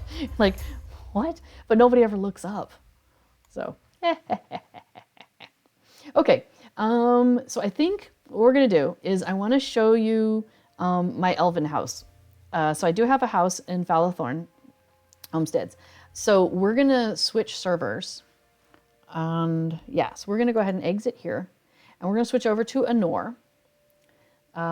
So let's see, let me put that up. And let me grab my login screen. And go to Anor. And then I have to figure out how to change the word. Okay. Oh, hang on, I gotta move my screens around again. Time for a drink. Everybody should make sure you're staying hydrated. I hear it's raining here, so I'm guessing the ground is getting nice and hydrated out there. So if you have any other questions or thoughts or anything, definitely put it into the chat. Obviously, there are plenty of folks here who have some experience with housing as well. I think there are many, many of us that just love housing and are just really enjoy having that space to play with and all the things that they give us to play with. So that is just, it's fantastic. And yes. So if I don't catch it right away, other people might also. So, okay, so we're going to go and look at Falathorn Homesteads, which is the elven housing. And then we're going to look at the other Rohirric housing, which is the one with the meadows. And that's the one that's a little bit more flat-ish. You wish they had a way to change the servers without exiting game. Yeah, it only affects those of us who are nutty with, a gazillion servers, right? Like, who's crazy enough to play on multiple servers? I'm only on 4 out of the 10. Okay, so we're getting logged into Anor here. Right, okay, so we went and took a look at the Shire. We started there. And we looked at Bree, and we looked at Thorin's Hall, or Thorin's Homesteads. We'll look at Falathorn Homesteads here in a moment. So, and like I said before, so each neighborhood, you can go to the front door of the neighborhood, and you can look at what houses are available there. You can talk to the housing broker, which you'll find located in some town somewhere, or you can go to the broker's office in Bree, and that is the best place. That is the best way to do it. But we'll do that here in a moment. So first, I wanted to show you the other one first. I am gonna take us I'm going to take it to my personal house first. We're going to look at that first. And you can't see that because I'm on the wrong thing. Hold on. There we go. You can just see me traveling. Oh, and I need to switch. We're not on Evernight anymore. We are on Anor. Haha. There we go. Ta-da! So this is my elven housing, and I'm an elf. So it looked really good for her, and I love the sweeping and arching look of the elven housing. And again, I also got a midsummer arch here, and it just really fit well with the neighborhood. So this is a large house. This is the deluxe house of the elven housing neighborhood. So you get 6 hooks outside, which I have, planted various things. You of course got your mailbox. And then when we go inside, you're going to see that it is very similar to the other deluxe houses that we've seen, with the exception of stairs, right? Yes, we have stairs. Okay, so when you come in, you've got your big basic room, kind of like we did with the Bree house, how I had, the fire pit in the middle for the Bjornings and everything. That's basically this room here. Now, if we go a little bit forward and off to the side, that's where we have our secondary room, the one I had set up kind of as a scholarly look. And we've got our housing chest is located in there. Now, the cool thing here is when you come in, and again, this has some really high ceilings. So, it again it really just lifts you up with that elven housing look. So it's definitely a different aesthetic. So I really do like the elvish housing, but I heard what you were saying about how you felt like it was kind of far away. Now remember, you do have a travel skill. So it's not like you're actually going there by foot. You're always using your travel skill. How do you keep up with all of the rent? I pay like 6 months in advance or 3 months in advance or whatever. And I don't know. And you get an email when your rent is low. So that's really convenient too. Okay, so anyway, so as we said, where you come in, you've got this big room, you've got the one to the right, you've got the one to the left. So this would be the one to the right, where in Bree-land, this would be my chest, right? It's kind of flip-flopped here. But instead of just having this room, we've also got stairs, which take us up into a tower. And so we've got a cool little space here at the top of the stairs as well, with another fireplace. And of course, I have a pig in a blanket by the fireplace, because where else would he be? So it feels like you have a little bit more room. It's laid out differently. And I really like that. So you've got, a bunch of housing hooks up here. Actually, you've got a fair amount. And then as you go down the stairs, you'll notice that there was one on the wall here. So you've got a small wall. You can put, all sorts of stuff on there. So, and then another small wall on the way down the stairs. And then we've got some housing hooks in this space. Got a bunch of housing hooks in here. And then we've got a handful of housing hooks back on that other side room. So it's decent, it's a decent layout. I like the layout. I like the look of it. The aesthetic's nice. Oh, you're also asking about, paying on maintenance. Excuse me, I got an itch on my nose.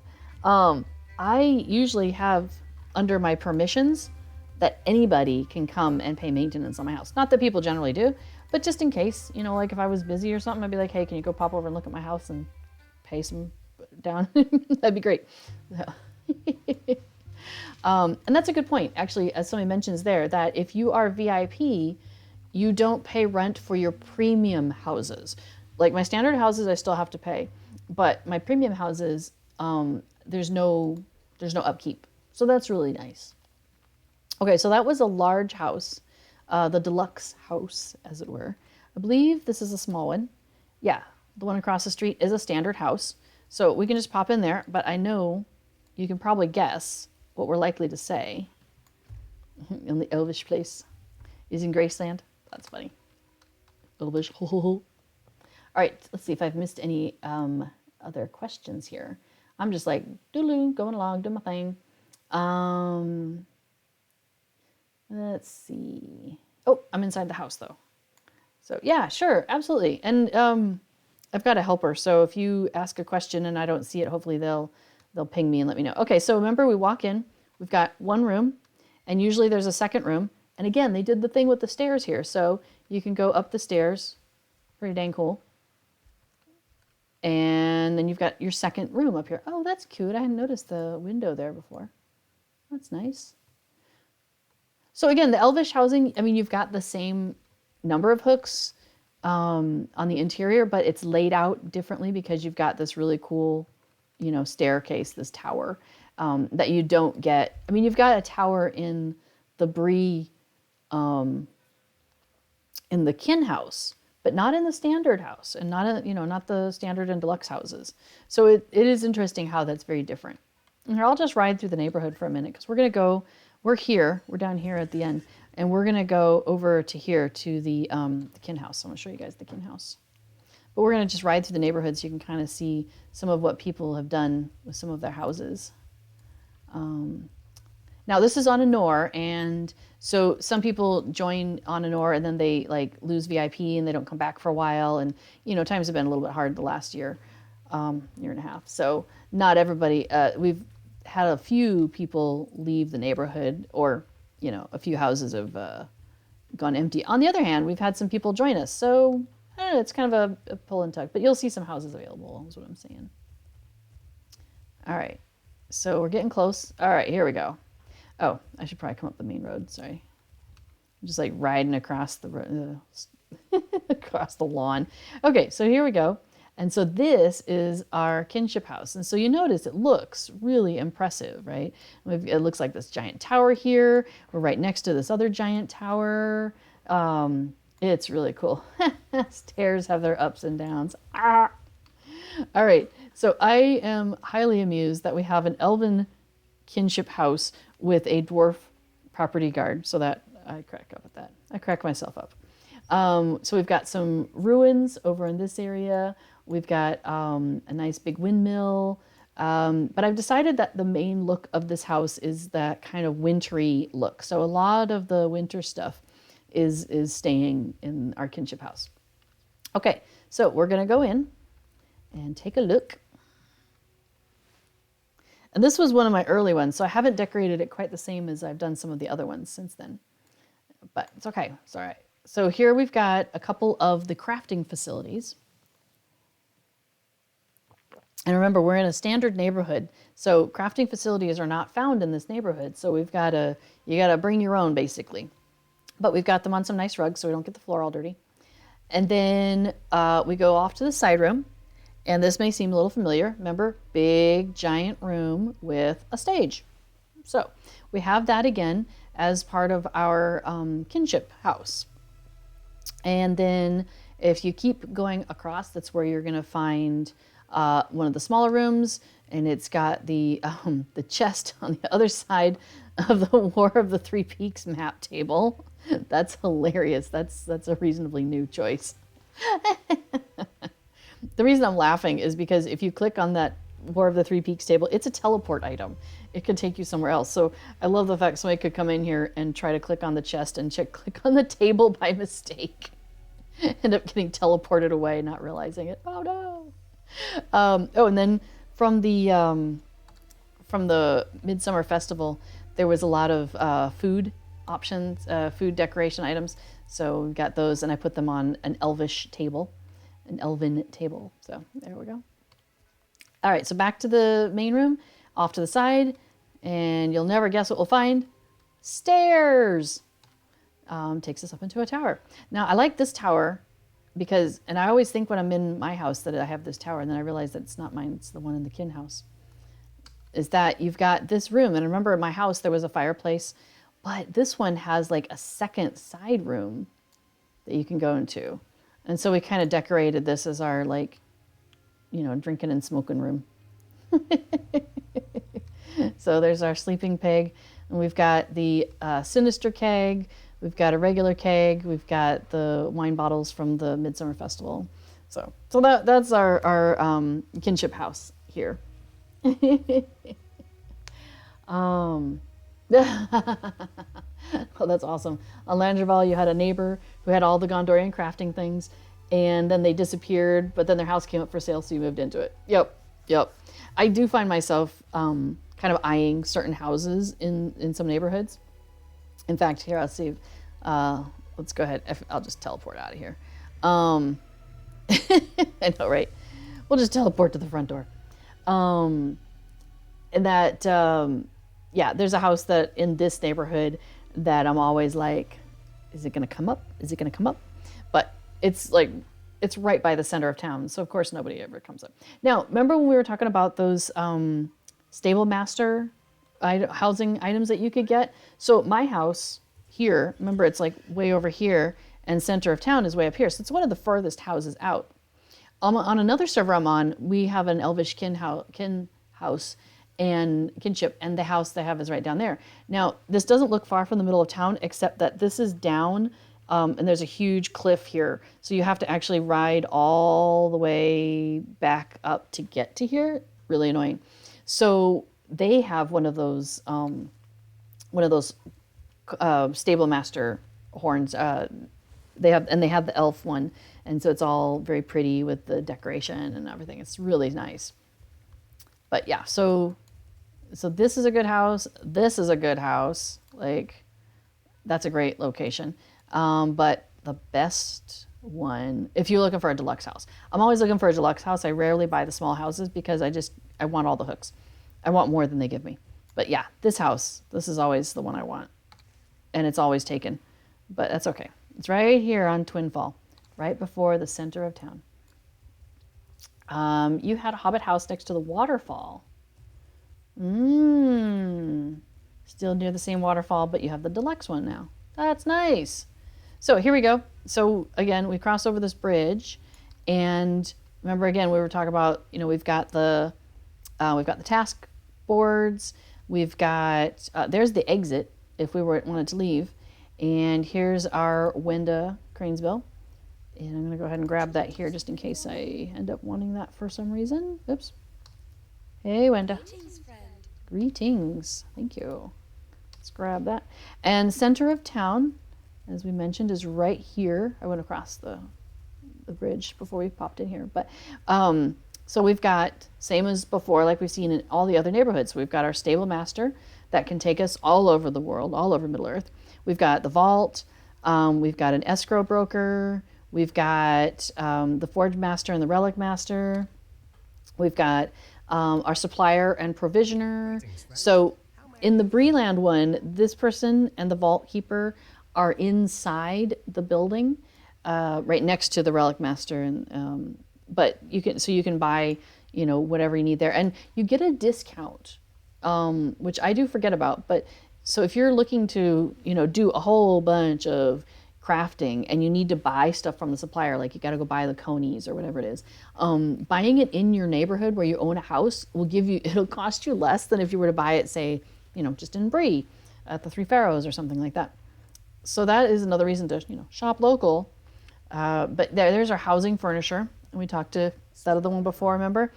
So here we would be able to buy like the elven furnace, or these two themes that are more elven sounding as opposed to the dwarven ones that we were looking at before. And there's a whole bunch of different elf aesthetic looking things, and you can also buy some of those recipes. So if you wanted to make the red scholar's bookshelf, this is where you would buy the recipe for a woodworker to be able to make that for you. So yeah, cool that there is the center of town everywhere you go. And then here's your skirmish stuff if you wanted to upgrade your skirmish trainer. So I wanted to show you something that was interesting, because at one point, I guess this was over on Evernight, but we had our kinship. We were in the elven neighborhood, and we decided to move to Bree. So when we were in the elven one, though, there was a place where like one person had crates, but they were in a different neighborhood than where we were. So what I would do is I would leave the neighborhood just like we just did, and then I would re-enter, and I would do the star, and I had those other neighborhoods starred. So like this is where it tells you this is where my house is and where my kinship house is. But I had starred maybe another neighborhood, and so then I would just pull that up, and I could pop in and enter and it just teleports me right back into that neighborhood. So that's kind of an interesting way to do things. Especially if you have a house near the exit, if you have multiple neighborhoods you need to pop in and out of because you're looking for crafting services and they happen to be in that neighborhood and your house is in this neighborhood, that's a quick and easy way to do it. All right, so I'm going to show you two things here. We're going to go to Bree. We're going to Bree. Oh, actually, let me see if I have Lalia's Market. That's the wrong button. I buy Lalia's Market travel on a number of characters.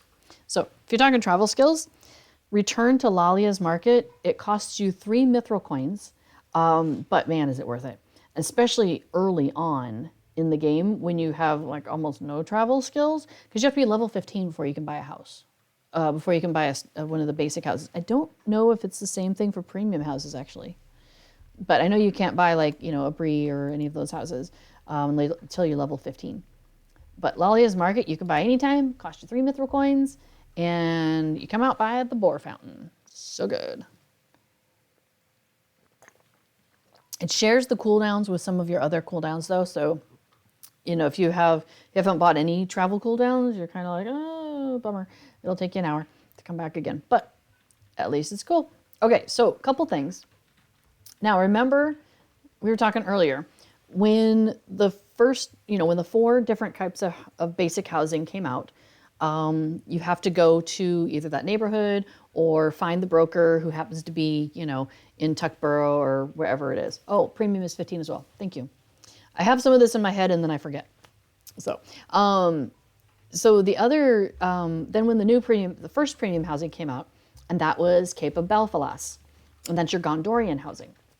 So they put a housing broker here, and you see her here, Nothwin, the Cape of Belfalas housing broker. So if I wanted to go and, wander around there, I could. So she has a number of things going on. There is there's some deeds for maybe multiple deeds, at least one, for doing this quest chain about the homesteads of Gondor. So this is where you could pick it up. You can also barter items with her, which basically means you can buy some housing writs, which you could then use to buy a house, which is the last one. So you'll notice we have a similar menu, just like the other ones, where it shows you, we've got the stately houses, which are the small ones. We've got the luxurious houses, which are the big ones. And then we have the deluxe kinship houses, just like before. Now let's see if we can find, let's see, I'm going to untoggle stately and luxurious. I just want to look at kin houses for a moment. And there's any big ones. Yeah, let's look at this. So the Cape of Belfalas, like whole different idea, right? That we're going to go off to Gondor, which is far, far away, first of all. And we're going to have a whole different type of house. Now, we can't buy these with our in-game money. We have to buy these elsewhere. So like if I wanted to go and buy Silver Street here, 2 Silver Street, it's going to cost me either 745 mithril coins or 30 premium housing writs. So this is one of the more expensive houses. Well, there's basically, like I said, there's 3 kinds of houses, right? You've got your small and your large and your kinship. Usually, unless you're talking Rohan, in which case it's large plus a cool thing, or Mead Hall.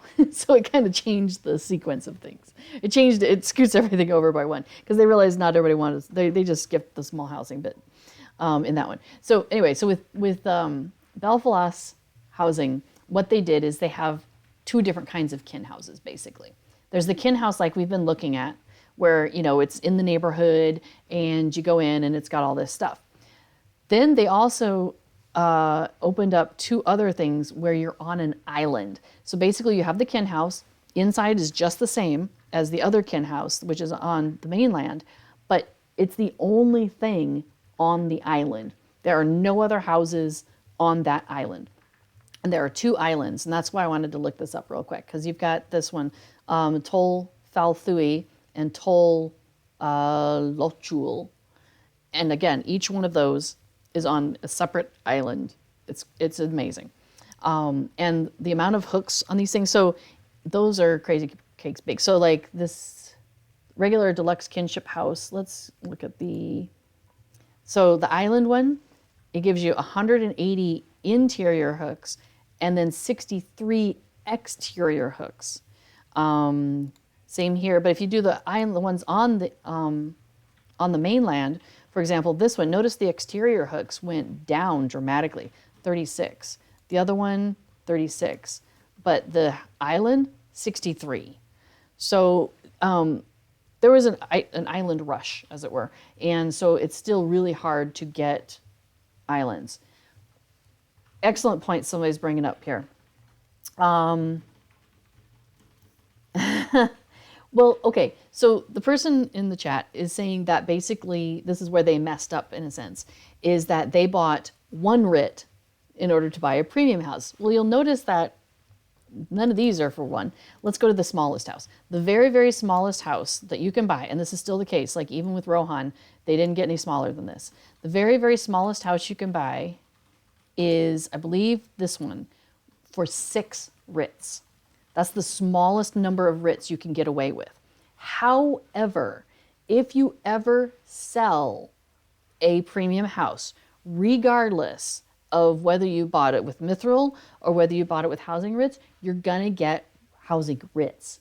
And you're gonna get, I believe we did the calculations, and I think it's 80%. So let's say you spent, I don't wanna do math, but let's say you spent 20 writs, or 20 writs worth of mithril coins. You bought a house that was whatever mithril or 20 writs. When you sell it, you're gonna get what, like 18 or 16? 16. You're gonna get 16 writs out of that, even though it was a 20 writ worth house. So that one writ you have, if you ever sell a premium house, you're gonna end up with writs. So you might as well bundle them together and use them on the next house. So that is the only disappointment there, is that you don't get 100% back. But it's still better than the basic housing, because in the basic housing, whatever you paid for, you lose it. The only thing you get is maintenance. Any maintenance you paid on a previous house does get applied to a new house on basic housing. Okay. Premium housing is a scam, you think? I don't know. I mean, they've got to do something in order to pay for the amount of time and effort they put into this. And it shows that they've put a lot of time and effort into this. So I just get a kick out of doing all of this, like playing with the housing. I don't know. It's a way that I can spend time and money decorating and having a house and buying a house and selling a house and doing all this without it costing me how many thousands of dollars to buy a real world house? It's much cheaper. My fake houses are way cheaper than a real house. And they bring me much joy. So that's really what it comes down to, right? Is the amount of joy I get out of it is worth it for me. And I haven't sold a premium house and bought a different premium house yet, though.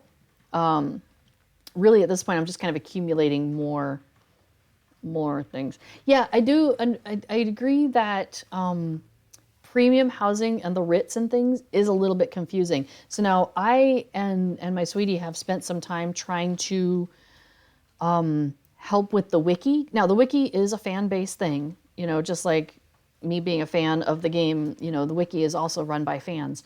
And but we're whatever the lowest level of editor is, I think, we go in and we try to make things as clear as possible, because it definitely is. It can be very confusing, and we don't want that, right? We want other players to understand as much as we understand, and not get into a situation where you buy a writ and think you can buy a house with that, and then you're really disappointed, right? You don't want that. You want people to be happy and having a good time. Okay, so let me show you what I just did. Is I just ran myself over here to the Bree-land, by the mayor's office. Bree, you have to go say hi to him sometimes. And there is the broker's office, which is a brand new space that they created after the Rohan housing came out. So we're going to pop in here. There's not a lot of information about the Wildwood on the wiki yet. Yeah, I mean, it really comes down to getting people who have the time to work on that. And we've been a lot more focused on this other thing called the deed tracker. and testing that and playing around with that, which is a new plugin. So we have not personally been on the wiki as much, doing as much editing. So we're hopefully the other people will do so. Oh, and legendary, the legendary servers. There's a lot of interesting information there, and so we've been trying to add more stuff to the wiki about the legendary servers as we're going through various things, because that was another area that had a lot of missing information. It still does, but there's more there than there was before. So, okay, so we've gone into this broker's office, and this is an amazing place. Let me go take the floaty names off for a minute so you can see who all is in here. So you'll notice there are a bunch of people in here, and they all have the little doobobber over their head, right? So remember Andy Brockhouse that we talked to over Mickle Delving at the very beginning, like 2 hours ago? Well, here he is again, or maybe it's his twin. I don't know. But basically, these are all the same housing brokers that you will find out in the world at the front gate to the neighborhood, and in some cases inside the neighborhood. So, two really cool things here. One, every single housing broker is in here. So if you want to go to a housing neighborhood and look around, you can come here and it will take you to wherever it is that you're trying to go. You just talk to them, you pick a house that you want to look at, just like we've been doing, and go, boom. The other cool thing is, remember earlier we were talking about houses, like what do you do if you want to go into a neighborhood and it's full? They created this thing called the ledger. So you click on the ledger and it shows you every single neighborhood, even if it's full. So let's say, for example, here I'm talking to Andy and he's showing me neighborhoods with things for sale. This is every single neighborhood that exists. So I'm trying to find one that's not. Okay, maybe this wasn't the right server to show you this, because it looks like there's a lot of stuff. Oh, wait, nope, that one's there. But let's say a neighborhood was sold out over here, it would still show up over here. Let's see.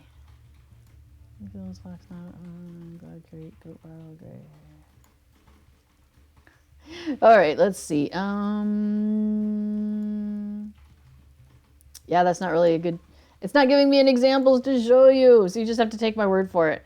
So basically imagine that there was a neighborhood that was sold out. You would see it available over here. So let's say, you know, I don't know, the last houses over here in Turtle Down got bought out. You would still be able to travel to Turtle Down here. In fact, we'll just, what do we want to do that? Do we want to go to the Shire? Yeah, sure, why not? Let's go to the Shire. So, boom, it's an automatic teleport for you. So that's another thing you can use it for, is if you want to teleport around and you don't have to pay for it, and you happen to have traveled to Bree, and it just popped me in at the beginning of the neighborhood. You see, there's the beginning of the neighborhood. So now I'm right here at the very beginning of the neighborhood, and I could wander through the neighborhood. So like if there was an event or something happening in here and all the houses were sold, I could still pop in that way. So that is a really cool thing, and something that like the community was clamoring for, a way for people to get to the Rohirrick neighborhoods and to be able to travel there, but not have to be, you know, level a gazillion in order to get there. So there's Andy again. He's so fast. Okay, I'm going to show you one more thing, and then next week we'll kind of do a review of this, and we'll go to we'll go look at that one that y'all were talking about earlier. So I'm going to go to my premium house. Actually, oh wait, I want to go to my friend's house, because her house is amazing. I love the way we come into it. I'll take a note. I'll go back. I'll grab that note of the place on Landreval, and we'll do Belfalas next week, because we're on next week is another week where we don't have a festival, so it'll be awesome. Okay, so I did the travel to a kinship member's house, and I'm out here. So this is the Kingstead Meadows home neighborhood. So this is the one where it's a little flatter, it's greener, it's more like pastures as opposed to the hills, which was more of that, remember that rustic, wooded, you know, that kind of area. Now I love this. Check it out. She had it all done up for winter time, and now she's got it all done up for summer. So when you first arrive, there's these two trees to just line the passageway. So beautiful. I love it. So, and these are housing hooks that she has put them into. Now, again, remember you can have your crates, and you can have those, open to various people. So she has this permission set for at least the kinship to be able to just pop over here, and we can use her ingredient crates. Now, her house isn't too far from the center of town. It's right there. My house is over here. So yeah, sure, we'll ride to the middle of town from here. And then I'm going to teleport to my house because, why walk when you can fly? So here we go towards the middle of town. Now, really another cool thing they did with the Rohan neighborhoods is they also created some quests for you to do. And when you complete them, you gain reputation with the neighborhood. And after you finish getting certain levels of reputation, you get some housing items that are unique to the place. So that's kind of cool. Okay, so here we've got all those task boards. Remember I was complaining earlier about this? This is the one thing I don't like about how they did this, because if I'm doing tasks here, I have to turn it in and it's over there. And so I end up like running back and forth. I was like, it'll start me here, and then, I run over there and it does like that. And well, then, okay, I got to run back over there and it does that. I'm like, no, I like the other ones where I can stand still and just be like, click, click, click, click, click, click. Anyway, if there's going to be one thing wrong with it, that's it. All right, we've got our far-ranging stable master. We've got, this is different. This is really cool. So we've got these buildings that have the crafting stations inside. So, and I know Belfalas has this too, but I just love the way this is set up. So there's my workbench, because I'm a tailor. And there's your forge and relic master if you need that. There's a supplier, and you've got a forge right there. So there's those items in that one. And then the one next to Wenda. Yeah, the one that has the cave. Okay, we're totally going to come back here next week, because we totally did not get to as much as I wanted to. I get so excited about housing. I love the housing. And so if we go in this one, all right, so we're going to wrap up here in a second. I'm going to show you my house. And then next week, we're going to do Belfalas and all the other things that we didn't get to today. So, oh,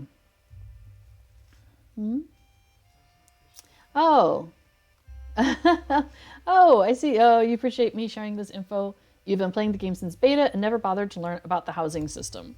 That's awesome. Well, I'm really glad that you're finding something new. I just love the fact that there's so much in LOTRO that it's like you can never know it all, right? There's so many different things. Like I even pulled up some pages about housing. For example, Dienko de Miu. Here, actually, let me share this with you. I remember how to do this. Chrome. Can I show that one? Nope, that's not how I do it.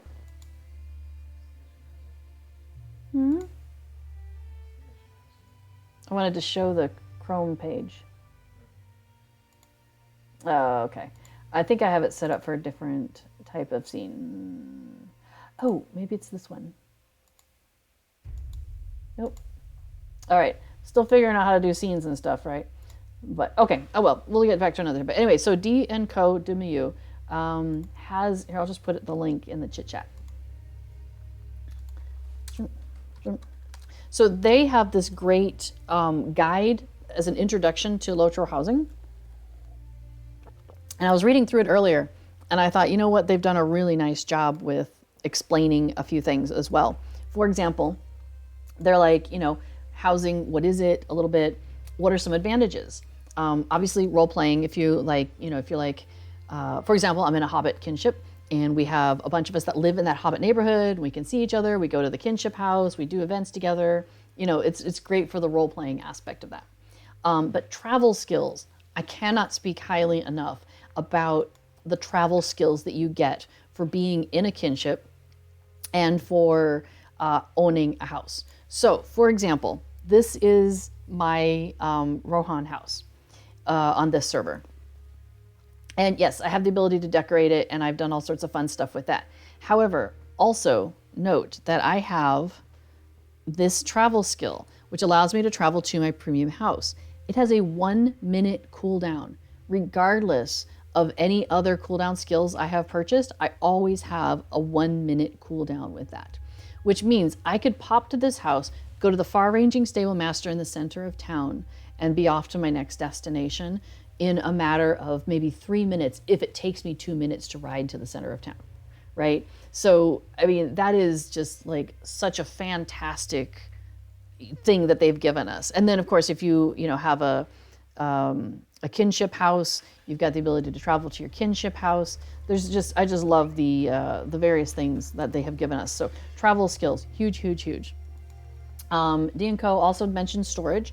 Storage is fantastic, and having extra storage that comes with every house is very useful. And then, of course, there's decorating.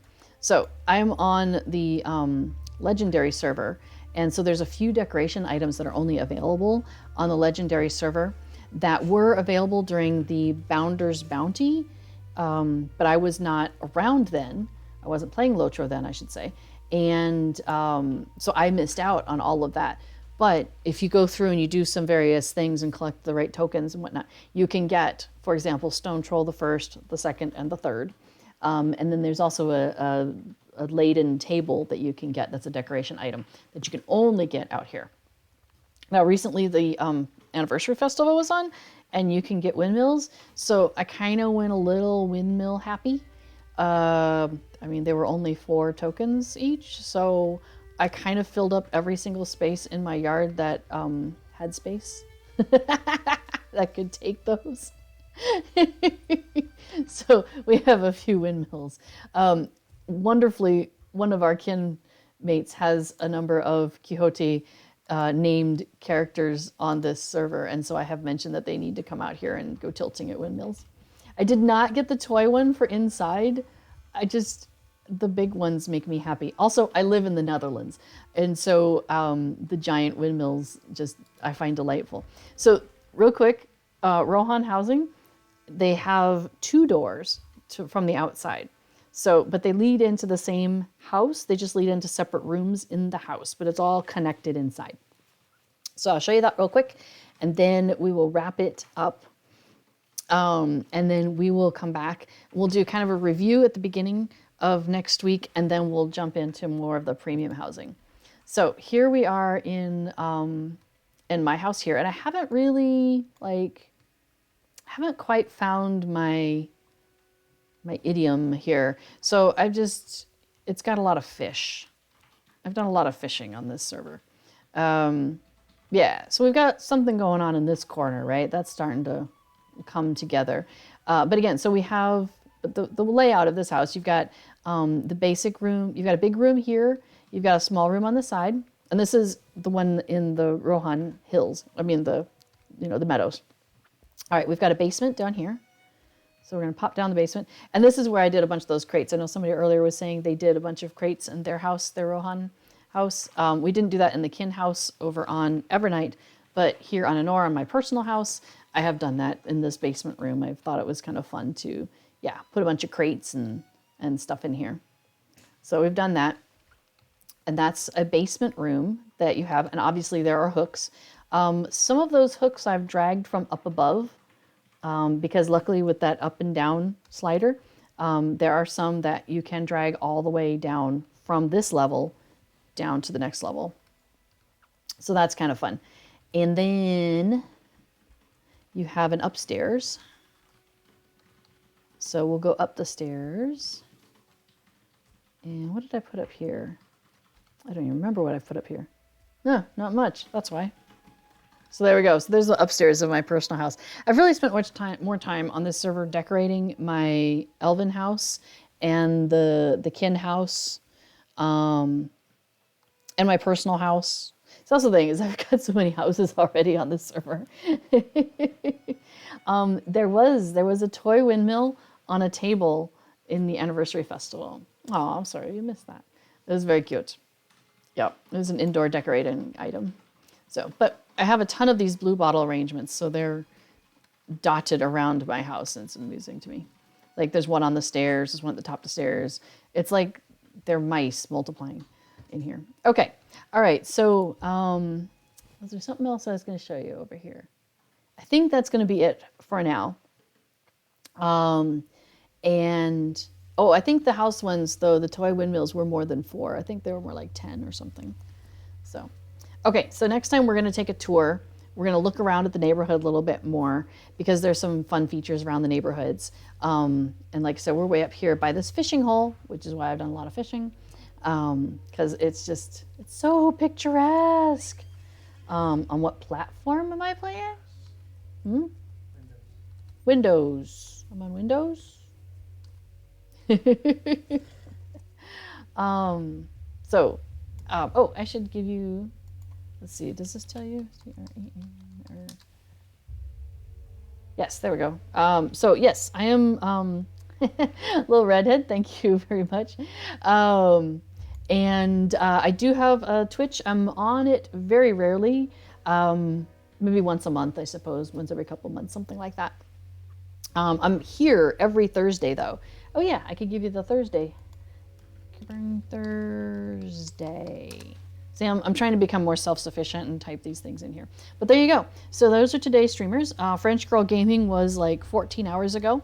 I'm here every Thursday at 1 o'clock Eastern U.S. time, which is 7 p.m. my time because I live in the Netherlands. Hence the prolificness of the windmills. Because why not? And then, let's see, Eldaleth is on later on, and then after her is Epic Ogre.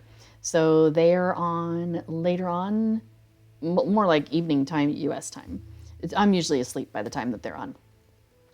And Big Ed Mustafa is still on. What's our code? What's our thing for everybody? It used to be Gandalf, and they changed that Twitch command. I'm trying to remember how to get to you to all the information about all the people. It's schedule. So let's do schedule. There we go. So there's the link to the calendar, which has everybody who's streaming and throughout the week and what days of the week that they're streaming on with the roster, and it has a social media link for each one of us. I think it has my Twitter link. So from there you can find me on Twitter. I try to also make sure I tweet every Thursday, like an hour or two before I get on, to kind of remind people, because I mean I would not keep track of that necessarily, right? So try to help you all out. Okay, so I think we're gonna wrap it up here, and again, next week, just kind of looking at the upcoming calendar, next week there is again no festival, so we will come back and do some more housing next week and catch all the things we didn't, including that neighborhood tour that was mentioned earlier. Oh, I hope it's still in my, yeah, I can scroll back up and get to it. Awesome. Then the end of the month, we have a buried treasure hunt happening on Thursday is in the middle of that. So we will go and check out the buried treasure hunt event. The first 2 weeks of June, we're gonna play Hobbit Birthday Time. So I'm gonna be doing some giveaways on the stream. I might actually play around with doing a giveaway on the stream next week. So if you're in the chat, remind me, and we'll do a giveaway next week also, because I need to practice that. And then, okay, so housing next week, buried treasure hunt the following week, Hobbit Birthday the first 2 weeks of June with lots of giveaways, so make sure you come. And then we spend 3 weeks at the Midsummer Festival. That's gonna be great. I had a really great time with that last year, and so I'm really looking forward to that. Through July, there's currently nothing really on the schedule. Cord hasn't put anything on the schedule for events. So July, we'll see. We'll see what happens. He keeps teasing he's gonna add in some hobnanigans. So we might have some hobnanigans in July, one can hope. Otherwise, we'll find something else to do, you know? We're creative people, we'll find something, right? Then we've got the Farmers Fair. We'll be doing 3 weeks of Farmers Fair through August. I know, right? Hobnanigans! We really want more hobnanigans. September, we'll see us doing the Tale of the Shipwrecked Mariner. That'll be in the middle. And then the Baggins' birthday. is near the end of September, and there were some cute housing items. Some of you with eagle eyes may have spotted those that I got from the Baggins' birthday last year and the year before.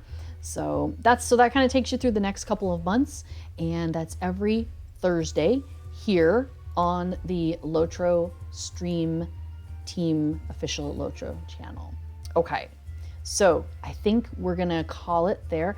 Thank you so much for coming along, and I really appreciate comments and questions, and thank you so much for letting me know that you appreciate what I'm doing here, because I want to be helpful, and I want to always be giving back to the community. And so it's awesome when you provide me with the feedback that that's what I'm doing. So thank you so much. That makes me feel really good. All right, I'll be back next week. And bring any questions, remind me, we'll do a giveaway. And I'll go through some more of the fun housing. So yeah, thank you for joining me on this journey, both through Middle Earth and through our weekly lives here. I really enjoy my time at Middle Earth, and I really enjoy my time with the LOTRO community and the wonderful people that make up this community. So I hope you found this stream enjoyable and informative, and wherever you go, whatever you do, I encourage you to stay in touch with the Hobbit side of your heart. All right, thanks everybody. Have a great day. All right, bye now.